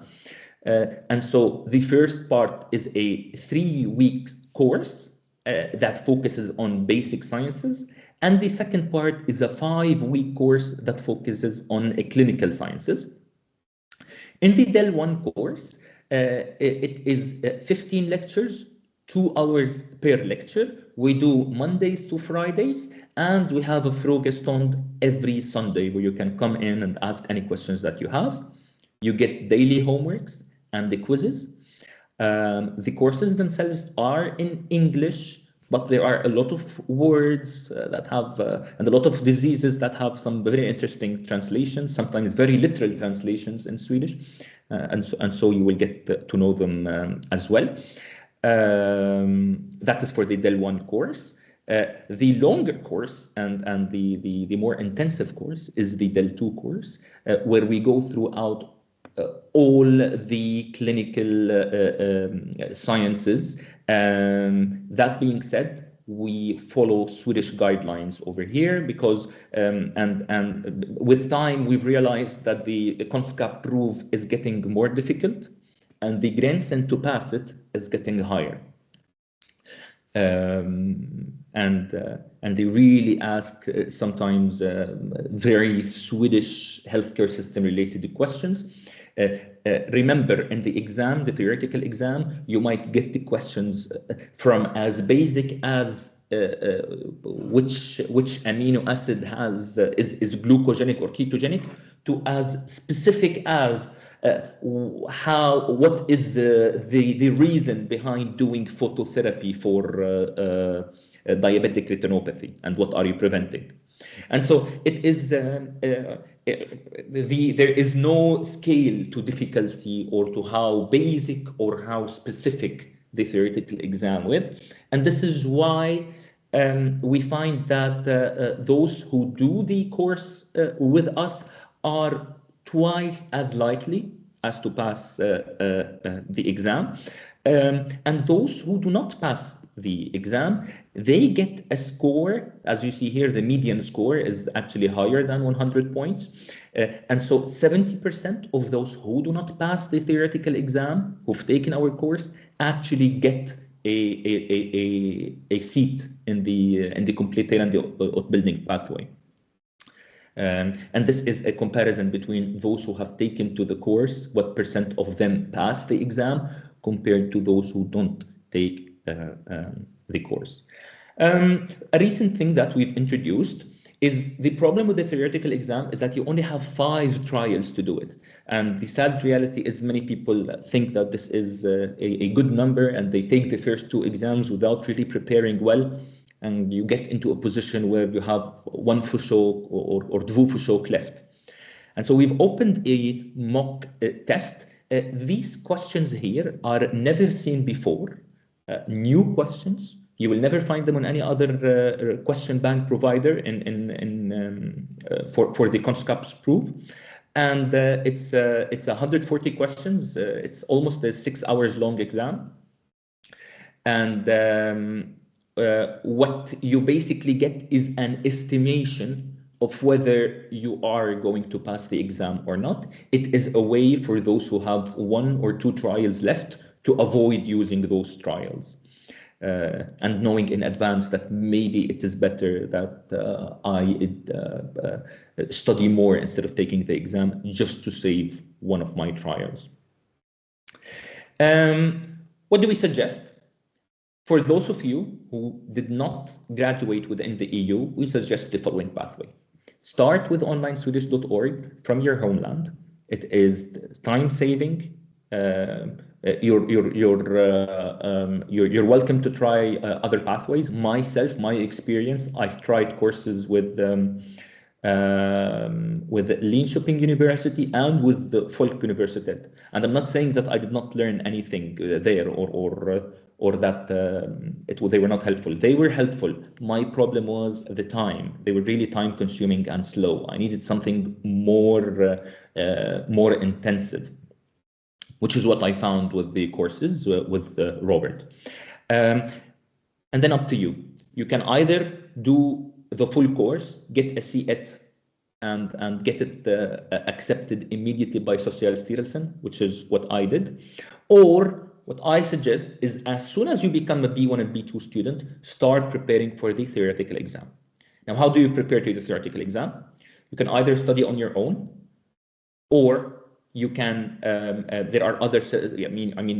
You will see the resources are pretty much the same. You have the USMLE Step at First Aid for the USMLE Step 1 and First Aid for the USMLE Step 2 CK are the most common mentioned resources.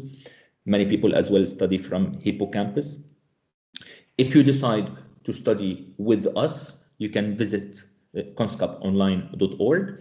And you can also use the question banks from doctors in Sweden. We have I'll come and talk about this. Onlineswedish.org, the language courses, kunskaponline.org, and doctorsinsweden.se. We have sort of a connection between each other where we can offer discounts for those going between these three pathways. And then you write the theory exam. If you pass it, great. Continue forward with this pathway, with the Kunskap Proof pathway. Continue with the practical exam. If you fail, try getting into KUL, especially if you got a high mark. Regardless of what happens with KUL, you're always welcome to try back the theoretical exam. Remember, it costs nothing to apply for those exams. You don't really need to pay for the theoretical, for the Kunskap Proof. And so it's always available. That being said, any of you who's already registered or who are interested in registering in future with the courses from Robert on onlineswedish.org, we are sharing discounts links with each other, and with your subscription to Kunskap Online, you also get exclusive discounts on doctors in Sweden. Below is the link that I will be posting in the chat for those who are only interested in getting to know when will the next course open. We usually open our courses right before the next exam. And so we've already prepared our students for the September and November theory courses. We have one that is coming in February that we're likely to open a course around it. So if you're interested in hearing when does those courses open, fill in the links. That is everything that I want to say on my part. If you have questions regarding the Kunskap Proof, I'm happy to answering them. Otherwise, I would direct the questions that regarding the KUL pathway to Alexandra, because she herself has way better experience than I do with. I'll be posting the links shortly, and yeah, that'll be all from my side. Thank you for listening.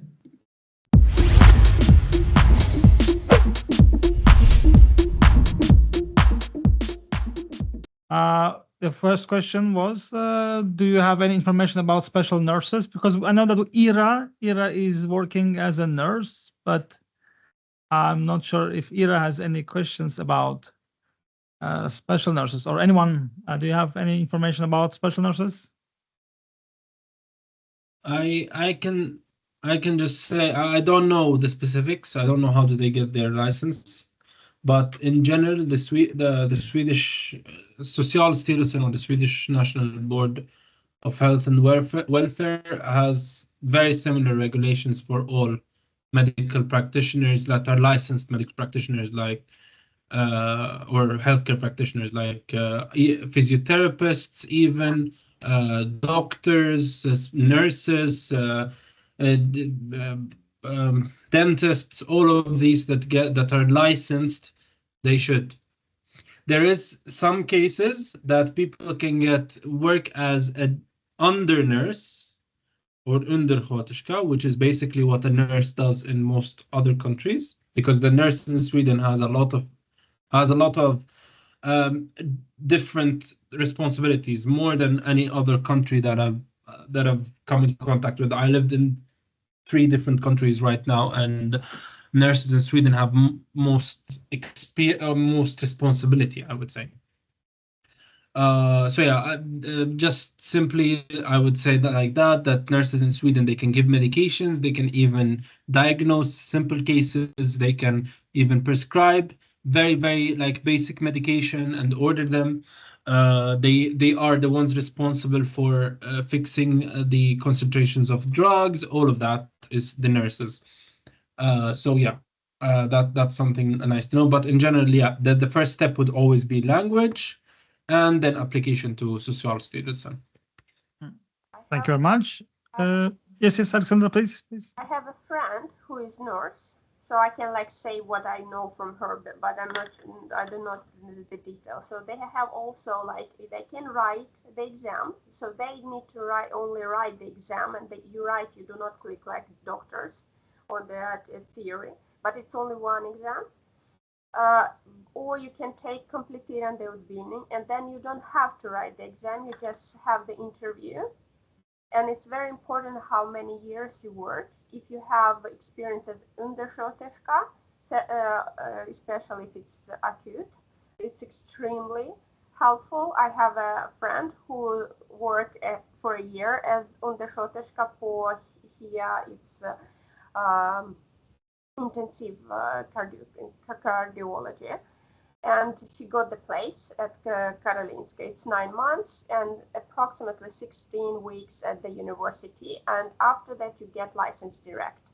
So for nurses, it's much more easier. And there is a huge... What I can say from my side, I need to complete also Kunskapsprovet, which is teoretiska del and praktiska del. In teoretiska del, there is also two parts. The first one is patiëntfall, and the second one is läkemedelsberäkning. And praktiska del, there's some proof. It's not actually so difficult, but we also have teoretiska and praktiska. And Ira is sjuksköterska, eller hur? Yes, Yeah, but there is a little difference, because like in my country, I was studying in a college and then in the university to get my license. Like from the college, I already was a nurse, but then I just complete to get a bachelor degree. And many who's coming to Sweden, they have just a college degree, and college degree it's like undersköterska utbildning. It's not like regular sjuksköterska utbildning. So the one I know one lady, she already waiting for 1 year for answer from Socialstyrelsen because she had a college degree. It's a number of years that counts. Like you have, I don't remember, but if you have to like 4 years or something, it's like if you have only 2 years, it doesn't count as a nurse education. If I can add something also, I'm not very experienced in the nurse program, but I remember that in Poland, where I studied, the nurses could do 3 years in university, but they would get the normal degree, then they can do 2 more years and get a master's degree, and that also does play a role, I guess, in that case in Sweden. Thank you very much. And if we go with the second question. Yeah, the second question is a really nice question that we can ask about. Me and Rami can actually answer it. I would just start to say that language is the first thing you would learn.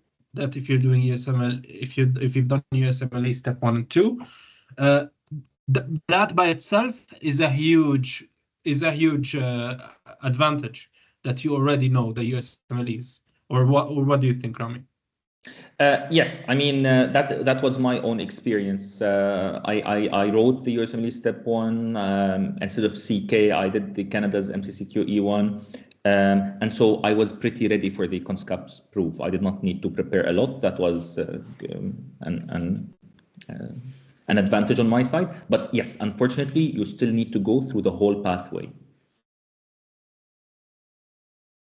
Yeah. What are the tips to reach C1 Swedish? Start with Robert. We need to ask Spiridon. We need to ask Spiro and disturb his branch. Online Swedish. Online Swedish. And Spiro, can you please say a few words about yourself, please? Yes, I studied in Greece, and yes, I worked there a little bit, and then started Swedish with Robert. Took me like 8 months. I'm not sure. And what is your medical profile? Do you mean what I'm doing right now in Sweden? Yes, medical profile. Yes, Exactly. I'm working as a underläkare, junior doctor, in a city. It's Hässleholm, and I did what the other guys already said. Just said sent an email to the chef and from the department, and just said, okay, you know what? I want to work with you. I wasn't waiting for job announcements or something else. So not all of them are fake. Not all of the Beatrice. There is a hope. There is a hope. Yes. Yeah. But to sum it up, actually our recommendation. I've met people that have done other things. I don't say that they are not helpful, but as Rami have mentioned, they're time consuming and they take a lot of time. We have some live examples here. Me and Rami and Alexandra are one of the old students for Robert, like two years ago more. But we have a lot of people here that are working right now that have finished recently with Robert, that have started not so long also. People, my friends that I recommended myself, and I'm really impressed. So yes, that's what we would recommend. What I would recommend in first place. I can also mention that we have some fresh students who betray Sweden to Norway. Santa. Yeah, that's the one we're talking about. That is another case. Actually, yes, you can with Swedish. You can also go to Norway, but that's another story. Yeah. That is another story. But otherwise, if I will just say a few words about how to reach C1 Swedish, you need to study language. I mean, basically, it doesn't matter where, but you need to learn the language. And also, as said, we offer Swedish Language Club where you can come and practice, speak your Swedish, and it's free to everyone, so you don't need to pay anything for that. So yes, basically, you just need to study. And then which way you choose, it's really up to you. So that's, very short about that. Yeah, and question number 4. I think Rami or Alexandra can answer this. Can you please say a few words, spare a few words? Do you ask you? Yeah. So as I said, to get your building Granskad, you only need your university degree and to submit like identity forms. The only time where your previous work merit will play a role as someone outside of the EU is at the point where you apply after the practical proof to become as underläkare. Okay, you're more likely, if you have surgical experience in your own country, to get a place to do practice chance in a surgical clinic, for example. So it's a part of your CV, not part of getting getting legitimized as a doctor. Thank you very much. Nesta, number 5. Alexandra, do you have anything to add on? Yes, sorry. For those who are interested of kompletterande utbildning, it's a part of meriterande. There is a formula. They count the most important, the theory exam, how many score you have, plus, for example, you have research, if you did, how many years you work in Sweden, how many years you worked in your country. And you also download this in English or Swedish, this document, how many years you work in that country. This is for complete. Okay. Let's take the next question. How long does it usually take to reach C1 level with onlineswedish.org? Can we pass this question to Diana? Well, I think it really depends on how much effort you put on the language, but I would say like 1 year is fair enough. Like if I you would really say so. do it. But one thing, sorry. Say No, go ahead. I'm sorry. I would say that also one thing is like to have the C1 in like theory, and then the other thing is to start working, and also it depends on your specialty. For example, I started in psychiatry, which is probably the most challenging when it comes to the language. but it's also good to learn and develop quickly. But I think, for example, if you work as a surgeon or something, of course it will be easier regarding the language. But I would say like don't agree with that. I don't agree with that. I mean, it's always hard, of course. Like Yeah, but I mean, patient contact. You mean that definitely I would agree, because I mean, in surgery we take crappy patient history compared to you guys, definitely.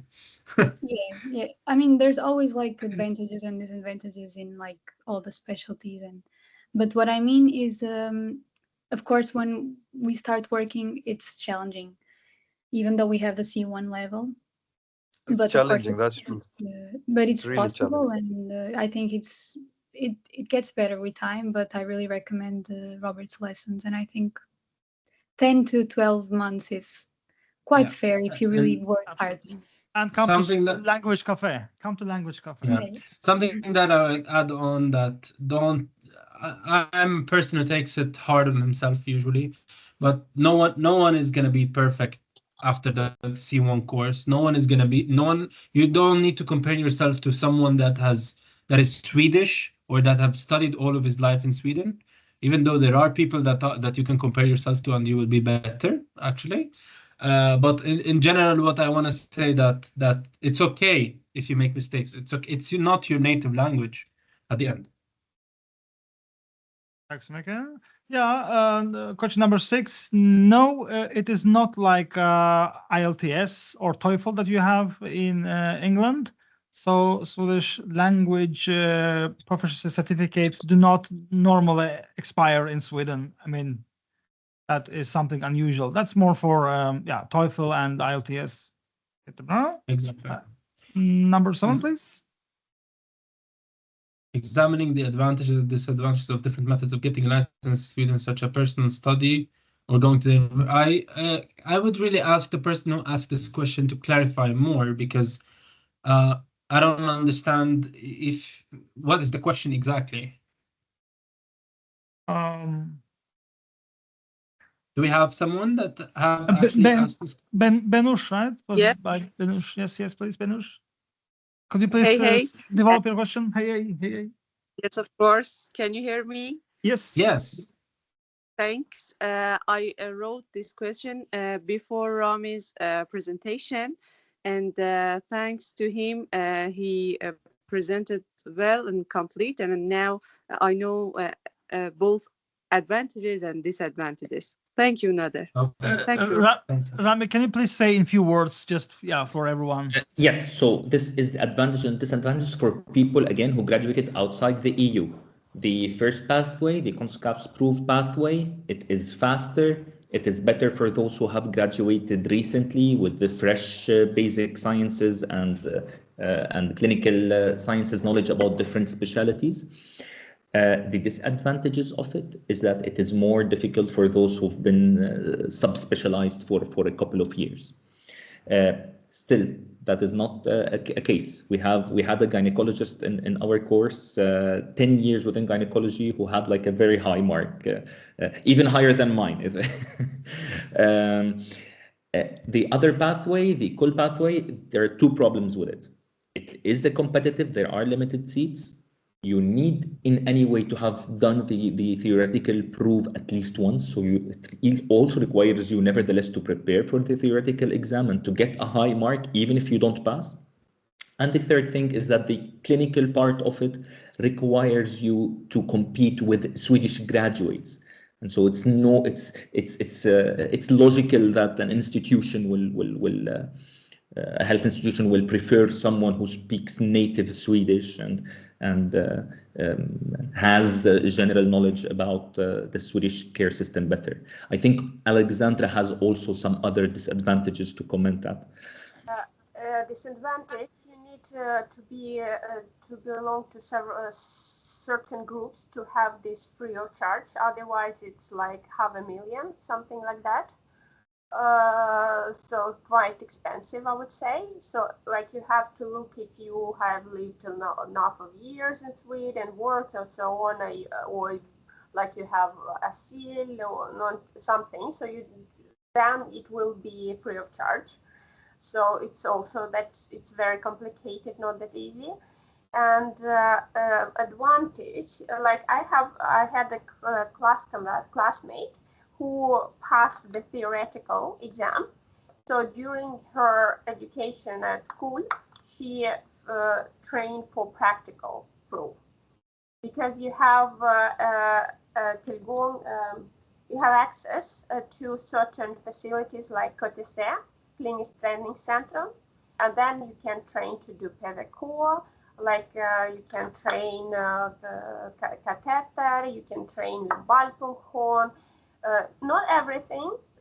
We didn't have organ microscope, for example, but you can ophthalmoscope, microscope, and you will have the practical placing. You will be at the hospitals, and then you can also ask and do like take a tear, blood gas, for example, and so on. So it's very helpful if you can do like this, but it depends. It depends. And for, I'm not sure, like Rami, I believe that you pass practical exam.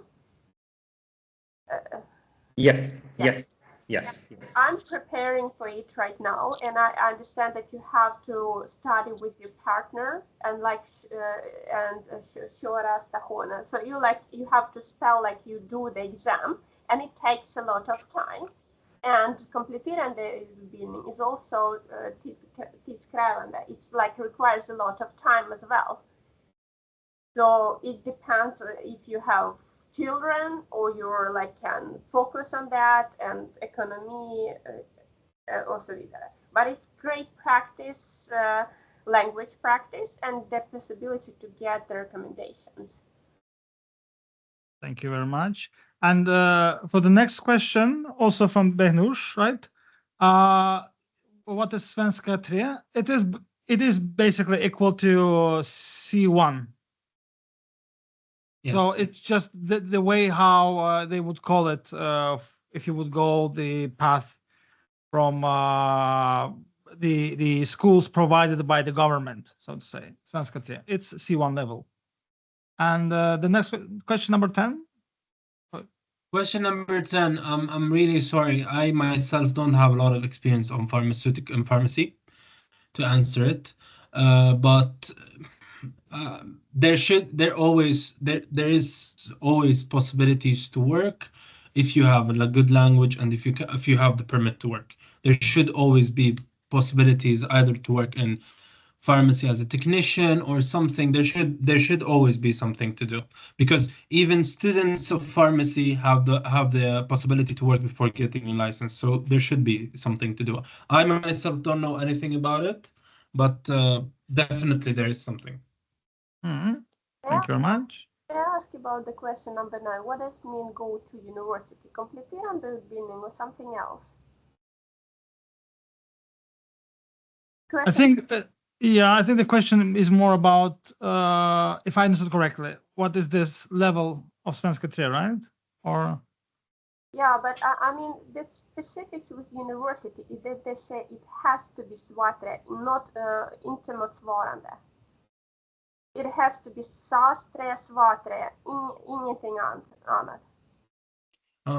Yeah. So if I think Alexander was saying is that if you're doing the pathway for pharmacy students, where you have to do kompletterande utbildning or completion of training, you need to check. For doctors, you need to have SAS3 or SVA3, but you need to check with Socialstyrelsen if you should have these two, or you can have anything that is equal to these two.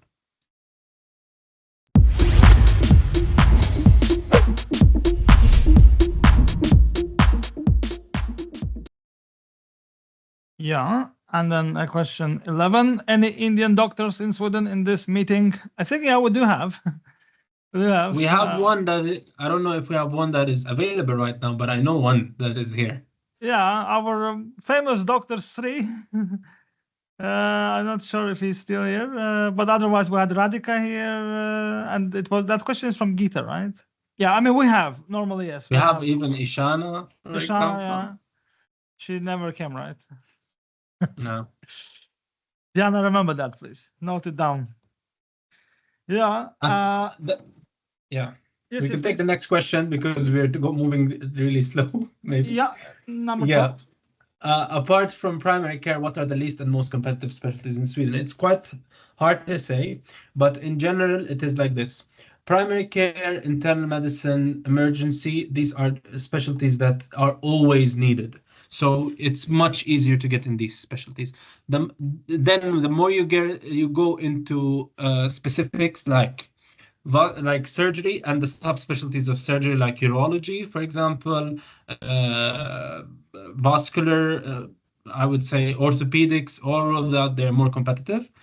The more you go also into subspecifics of medicine, also that, like, I would say, for example, cardiology or something like that, it also becomes more difficult. But in general, the general rule is the easiest specialties to get in first place is primary care always, then would be things like internal medicine or geriatrics and emergency medicine. Thank you very much. Start. Yeah. Okay, Theodora, any commentary on that? I wanted to ask regarding question number 12. What about radiology or psychiatry? Are those very competitive or? Psychiatry, no. Psychiatry is demanded and needed, so you can get psychiatry specialty easily. Radiology, not very sure, but it is easier than surgical specialties. That I know. The clinical, the diagnostic radiology, interventional maybe is more difficult. Okay, thank you. Yeah. Then we have 13 for those who are outside the EU. As we said, the thing that you can work after the theoretical test is what Alexandra was saying. They stopped doing it. You cannot work, you cannot do practice change tuning or work as an underläkare after the theoretical test anymore. You need to complete the practical test and then you apply to the practice change tuning, which is by definition an underläkare position. Otherwise, if you're talking about a läkarassistent job, I wrote in the chat, this is a pretty rare situation, very, very, very difficult to get in, because as a läkarassistent, you are not allowed to write, you're not allowed to set in läkemedel, eller beställa prover. So you basically need to be handled the whole time. There's someone needs to be supervising you. If anything, an underläkare has a higher, let's say, job requirements and tasks than an läkarassistent. Läkarassistent, do not raise your hopes for it. Okay, do not be like, I will find it. Yeah, that is something very important to say. That doctor assistant in general, you're just allowed to write. You're not allowed to prescribe. You're not allowed to do anything. Basically, it's and as I said before, it's only for people that are going to be licensed and they're waiting for their language. That's the cases where people can get it, and it's very rare, very, very rare.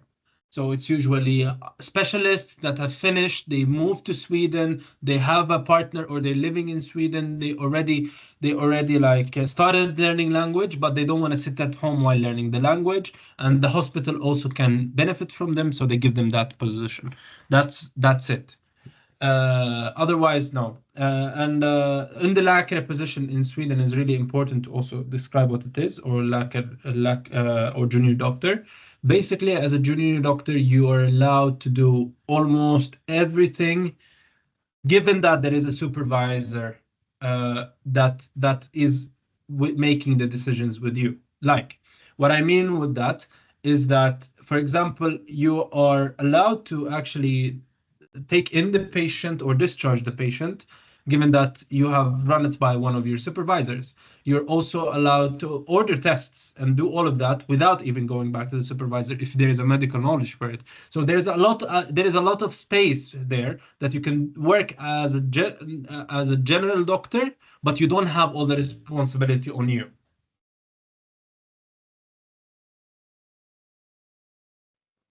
Can I just ask one thing fast? We skipped over a question that I should just say, please apply even if there's no announcement, specifically for underläkare positions. Okay, it's really rare that you find an underläkare position announced for a specific specialty. You need to apply yourself, show your interest from the beginning, and then if they like you, if they accept you in the interview, they will announce it just to take you in. Okay. And try, if you can travel to Sweden, if you're living in Europe, you can travel to Sweden, you have some time off, try to come and do something for free. Just come, pay that 1 week, and just go beside them, talk to them, especially when you have the language already. Talk to them, learn, try to get into the system, try to see how it works. It is hugely beneficial. Next question, we have, after I'll obtain my Swedish legitimation, should I apply for underläkare position or directly to ST? Okay, so that's a good question. If you didn't, and I believe that you wouldn't. So if you got a legitimation, you didn't do the AT, you didn't do the pre-licensing internship, you need to do BT that we talked about. So that's the post-licensed internship. That's 1 year usually. You do it in primary care, psychiatry, and emergency medicine. Other than that, in some cases, if you want to specialize as a family doctor, you can get it as part of your ST. But in general, the path is like this. You get licensed. Next step is BT. However, but you can, for example, if you don't get BT, or if you don't pass, or if you think that you want to get more clinical experience, you can apply to job as underläkare. And when you apply to that job, being licensed by itself is also a merit to take you. So that's something that you should also consider. And question 16 is pretty much the same thing. Yeah, you need, after you get this specialized, if you're after you get your legitimation, you need to do a BT, then you become an ST, and at any time in between, you can apply for an underläkare position if you did not find your interested, the specialty that you're interested in. But sadly, there is no way for those who have worked as with a specialty outside the EU to getting the specialty immediately recognized. You need to go through the whole process from now. May I ask, Nader, Rami, maybe you know, like, when you're at the hospital, they usually say underläkare for everybody who is not completed ST. So it's everybody's underläkare. When you that is actually true. The title, the medical title and the job title in the officials is, or I mean, like in the official system, the internal healthcare system, you're underläkare as long as you're not a specialist. Okay, but generally when we talk about underläkare, it's usually a person that is not doing residency, whether he's licensed or not. There is legitimerad läkare that also works as underläkare, and there is a non-legitimerad, non-licensed that also works as underläkare. They have a little bit differences of their responsibilities. There is some differences in the responsibilities there, but in general, everyone is underläkare until they are a specialist. That's true. But when you look for your job, did you look at this job, det här väg till jobb? Was the läkare, for you were legitimerad? Or? Now I am legitimated. So when you look for jobs, it's usually the easiest way, which is underläkare, which is someone most of the times not licensed. If they want someone that is licensed, they write legitimerad läkare. Sometimes they write underläkare and either legitimerad or non-legitimerad, which means that both of you can apply. When you want to apply for BT, they will also write BT or bastjänstgöring. So when applying for jobs, you will go with that main name. But in the official titles, I'm saying internally, everyone is underläkare. That's true. Yes, and can you work as underläkare? Sorry, Nader, I apologize. Diana, I think she wanted to say something. Yeah, sorry. Yes, I just remembered to mention something.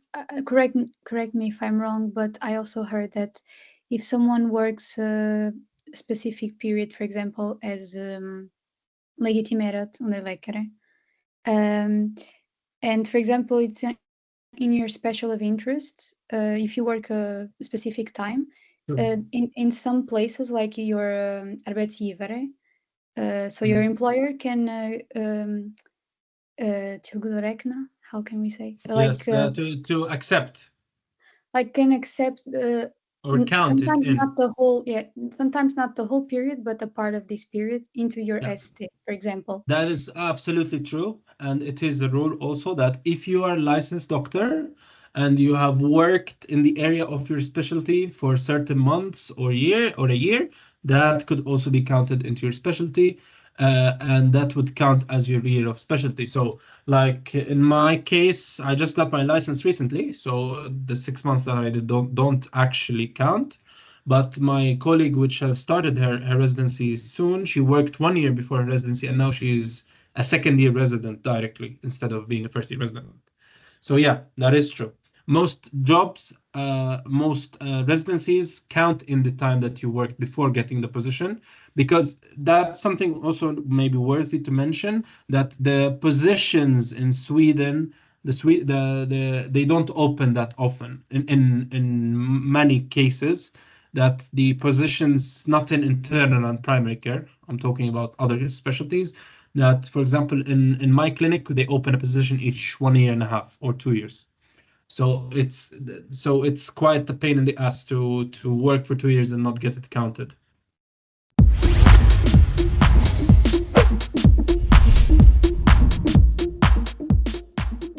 Yeah, and then what has your experience working in Sweden as doctor? Is it difficult to practice medicine in non-native language, and have you faced any racism?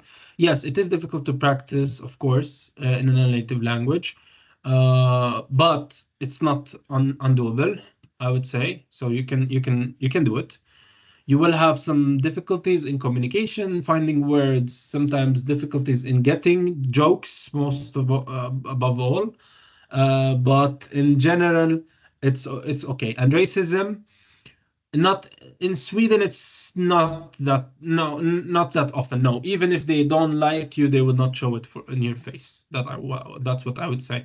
You would the times where you will think of racism is when they look behind your mistakes more than others. It hasn't happened to me, but I know that in the nurses field, they usually tend to check out the nurses that are not of certain background more than the Swedish nurses. But in general, like expressed out loud racism, there is no that you will not face in most cases. Can you work as an underläkare before you get your license? Yes. If you know the language and if you have the right to be in Sweden, yes. Are there healthcare jobs that do not require a license that you get paid while preparing for the theoretical or practical exam? Rami have answered this twice. There is the läkarassistent, which is unbelievably difficult to get, and don't count on it. That's what we would say. Try, if you find it, try it. Try to apply for it, but don't count on it. Rami could answer question 20, definitely. I answered them in the chat already. If you fresh graduate and especially the person who said that they've passed recently the step 1 and step 2 CS and CK, it should take for sure less than 6 months, even less than 3 months if you've passed those exams. Just to get yourself acquainted with the Swedish guidelines, which are really different than the international guidelines, especially in the terms of which antibiotics they prescribe. Otherwise, if you've been someone who's graduated for a longer time, you've already worked in your subspecialty, then the likelihood is that you're going to need more than 6 months at least to be able to pass the exam, and it's not uncommon to fail the first 1 or 2 times. It's pretty common actually. Rami, have you any recommendation for practice proof? like you can train with the partner, for example, but maybe something else. Any other recommendations? So right now, with the newest law, you are not allowed to practice. You do your underläkare before to do your practice before the practice proof. So how am I going to prepare? Something that Nader mentioned a couple of times is that you are always able to apply for an Oskaltation. Contact your local primary vårdcentral and tell them, I would like to do an unpaid observership or Oskaltation. They will take you. It does not take any papers. It does not take any language courses. This is a type of contract between you and the werkzaamheid chef at the local vårdcentral. Do it so that you get as much as possible hands-on, one-on-one experience on how does it go in a patient interaction and what type of tools are available. As Olena said, to practice with the different types of clinical skills that you need to be able to use, specifically an organ microscope and how to remove a foreign object in the eye, for example. This is something that not all of us were trained for. Gynecological exams and lumbar punctures and venopunctures, all of these are part of the practical skills. I have already published in a previous seminarium a list of all of the practical stations that have come and that you must be ready for. I think, yeah, I don't know if I can upload it here, but if you fill the contact us form on the website, we can send it. We can send the folder to you. Excellent. Again. Where should I write? Sorry. On the contact us form, I will post the link now. Okay.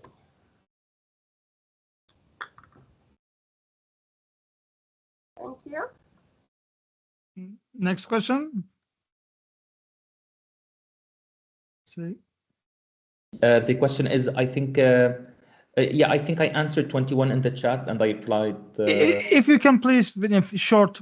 Yeah, I mean, we are, we do not have, I do not have an idea about what are the requirements for the theoretical exam for those who are pharmacists. You're welcome to see what is the course content on our website. We publish the different subjects that are included. If you feel that they are related to your theoretical exam requirements, you're absolutely welcome to join.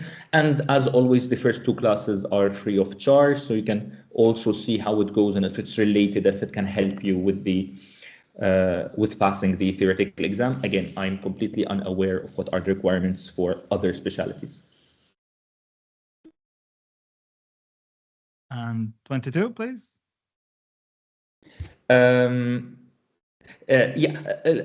there. I think at the Socialstyrelsen website you are able to choose your IRK category, and these are خدة IRK-titel. It means that not anyone can work in this position unless that they have the right legitimation and right equivalency exams. Again, I'm personally unaware, and so what you can do is visit Socialstyrelsen's website. You can translate it to English, choose the whatever background, educational background you have, and then you're able to see more or less the same type of pathways that we've presented, and they're pretty detailed. Do not hesitate to email Socialstyrelsen as well in those type of questions. They are pretty responsive for those questions. Yeah. Do we have any more questions here? Yeah, I mean, just some questions we got, but I mean, they are not difficult and I can answer them. It's related basically to the Swedish courses, whether video courses are recognized by Socialstyrelsen. Can I jump directly, for example, to B1 without prior courses, but having been learned Swedish by myself? How do you assess someone in such case? Well, you can technically try a lesson, for example, and see if you are if you can cope with the B1 level, so to say.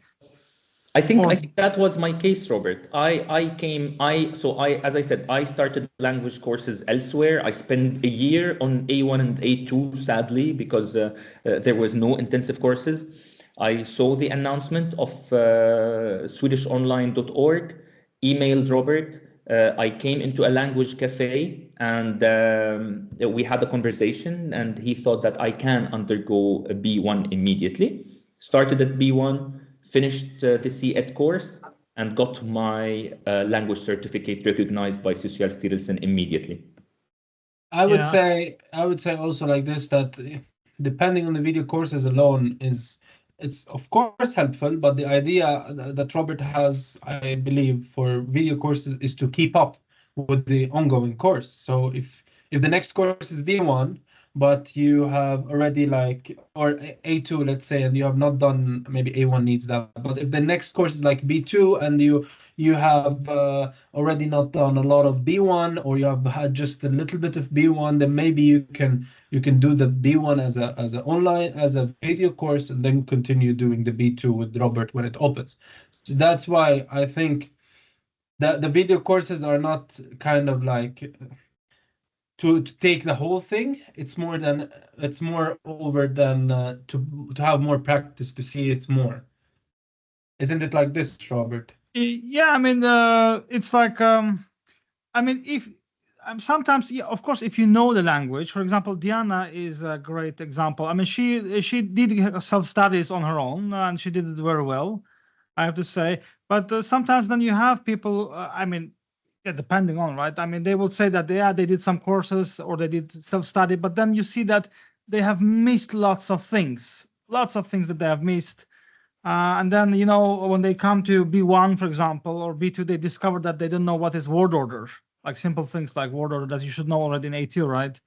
Or they don't know really like how to differ a noun from, I don't know, what's the difference between participe and adjective. So, yeah, but it's very hard to say individually, but otherwise I would recommend to rather do a repetition, especially when you speak about video courses. They are in a bulk, they are very cheap actually. And yes, they are recognized because when you, I mean, what is recognized is your knowledge. I mean, nobody is recognizing based on whether it is video course or virtual course.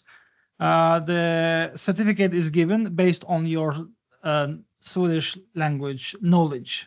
So it doesn't matter how you have learned. So yeah, it is recognized regardless. Yeah, and then we had their question 25. 25, it's up to you, basically. It depends a lot how much free time you have, how much you want to do. 1 month would be perfect to learn most of the, I mean, not everything, definitely, but you will learn the basics in 1 month. In general, you will know what are the general routines, what are the things, but honestly, I mean, that is more to get contacts and to get into the system more than to actually learn something, you know. Learning itself would require you. I've been working for 6 months right now, and I'm still at the beginning of my learning point. So no, it depends on what you have for time. But yeah, do 1 month to start with. That would be really good. And if you're doing it for the sake of the practical exam, come prepared with a checklist of things that you need to do.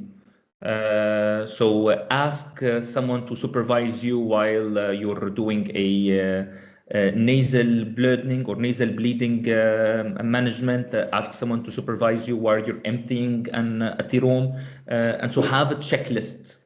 So that it's not only following different doctors and seeing repeated cases, and it's like, again, try to be social as much as possible. Find the right contacts, get to socialize with everyone, and leave a good impression. Try to get involved in the ficas and to talk with the people, so that your name becomes more knowledgeable to them and familiar, especially if you're seeking to apply later on to a specialty position at that place. Yeah, it can be difficult to socialize with the language thing, but you should try at least to do as much as you can. Talk. You don't need to push it. Like just be normal. Just be you. Talk as much as you can when you know the language. Always try to show them that you want to do something. So if you know that there is a research project, for example, going on in the field, there's one of your doctors that is working on it, ask to be of assistance. If you see that they're doing a lot of things, you want to learn that thing, also ask them, can I do that thing? No one is going to tell you no. Like they will be happy. They're generally in Sweden, they're happy to teach in general.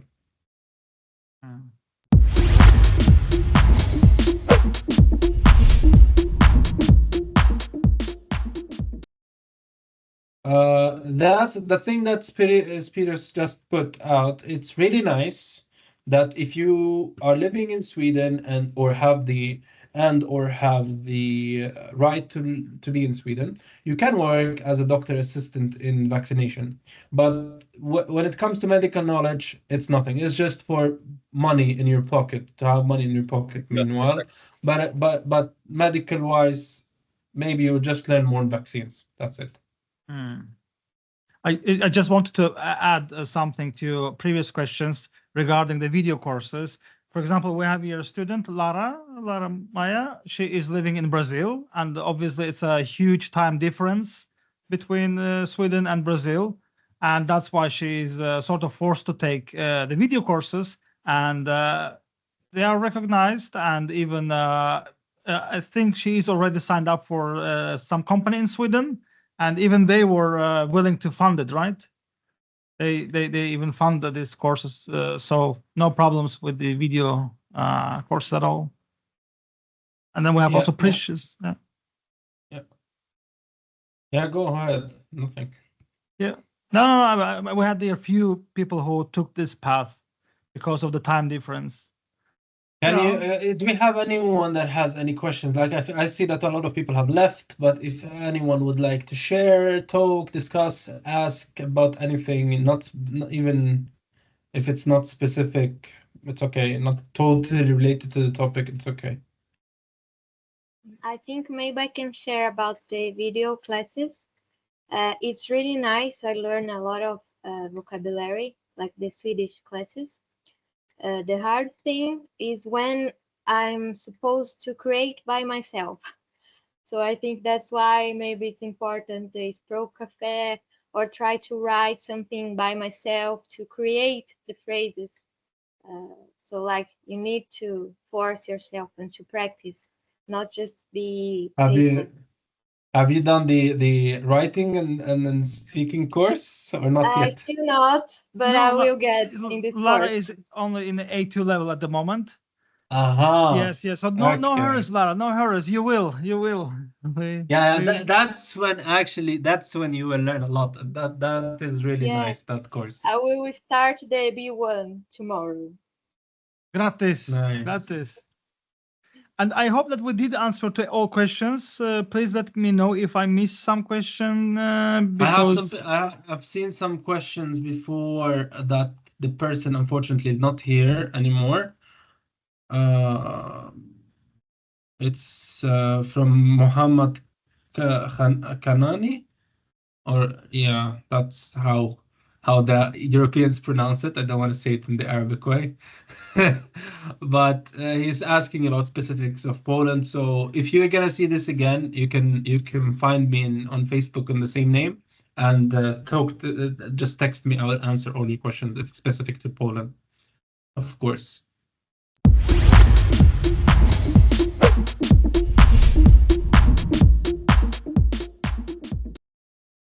Absolutely.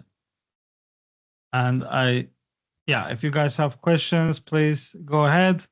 Otherwise, from my part, I really, really appreciate everyone who came to this seminar, especially all our doctors who gladly wanted to forget me and online Swedish, but Somehow I bombarded them with 25 emails last week. That I think Robert, you owe you. I mean, we also owe you thanking you. I mean, it was not only a language course with you, but it was also like a networking opportunity.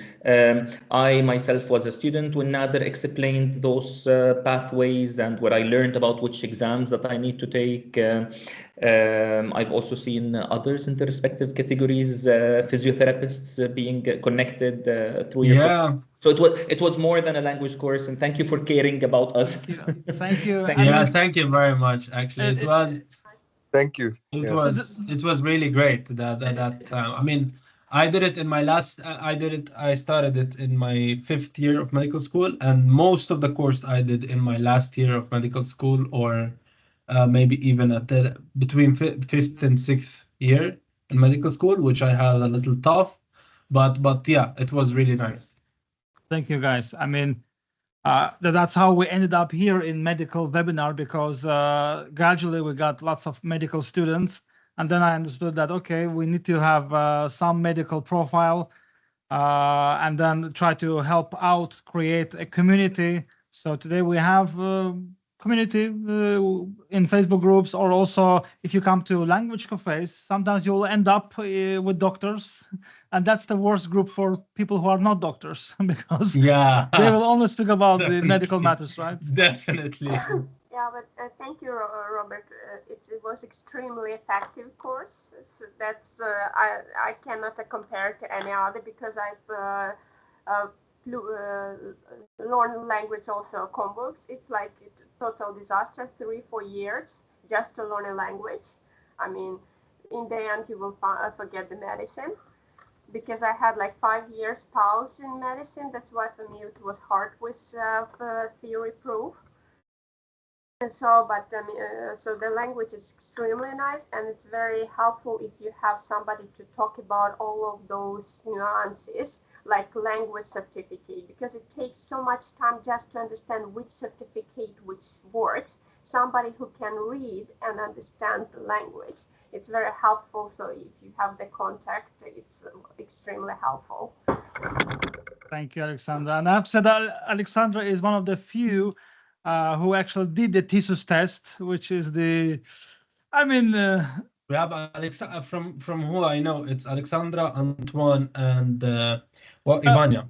Ivana managed, and then Olivier, but in case of Alexandra, she didn't live so much in Sweden. I mean, if you consider the time, okay, Olivier actually doesn't live in Sweden at all. Yeah, but I mean, given the pressure, so it was really a good job. And all of the students that I have here, I mean, you had your own difficulties that you had to go through. I mean, you were during your study phase. Oh yeah, lots of other stresses. I can talk about Santa's difficulties if you want. So Santa's difficulty is football. His difficulty is to decide which football he's gonna watch. That's his difficulty. I can tell you in advance. Yes, guys. I remember him before joining. He was so confused in life in general. So he ended up to confuse Sweden with Norway. But it's good. It's good for him. I'm really happy. You know, when I came here, my keyboard was in Norwegian. Whole keyboard. Okay. So I had like a mini Swedish Norse conversion with my overleg on how to do it. Overleg is överläkare. Overläkare, yeah. Talk to Santa. You will also learn Norwegian. I think we should also start a new course. Norska för läkare, Norwegian for doctors. The thing that really helped me was I used to read all the journals. So if there is a doctor who's writing a journal, I would read everything he's written, and then I would start stealing his way of writing. Yeah, man. That's what we do. That's what everyone does. Don't worry about it. Recently, my overleg is like, "You write good Norse." I'm like, okay. And I am someone that is also a little bit lazy. Sometimes I copy paste the other notes and just change them. So So don't worry about that. We are living in the age of ChatGPT. I experienced that on our writing course. that's Oh yeah, that would be fun. And not only that, I mean, even people when they will write me an email, like normal email, they also like use ChatGPT. It's like incredible. It's incredible. Okay. Thank you much. Thank you very much, guys, for coming. I really appreciate. Tack så mycket allihopa. And yes, we keep in touch. If there's something, we have these groups, so you just write if you have any questions, and then hopefully the people who are watching this will watch this in YouTube, for example. They can also comment below and write their questions. So tusen tack, hörni. Tack så mycket. Thank you very much, guys. Have a Thank you very nice much. evening, everyone. You too. Tack så mycket allihopa. Tack. Tack så mycket. Hej, Vi ses. Hej då allihopa. Tack så mycket. Tack så mycket. Tack.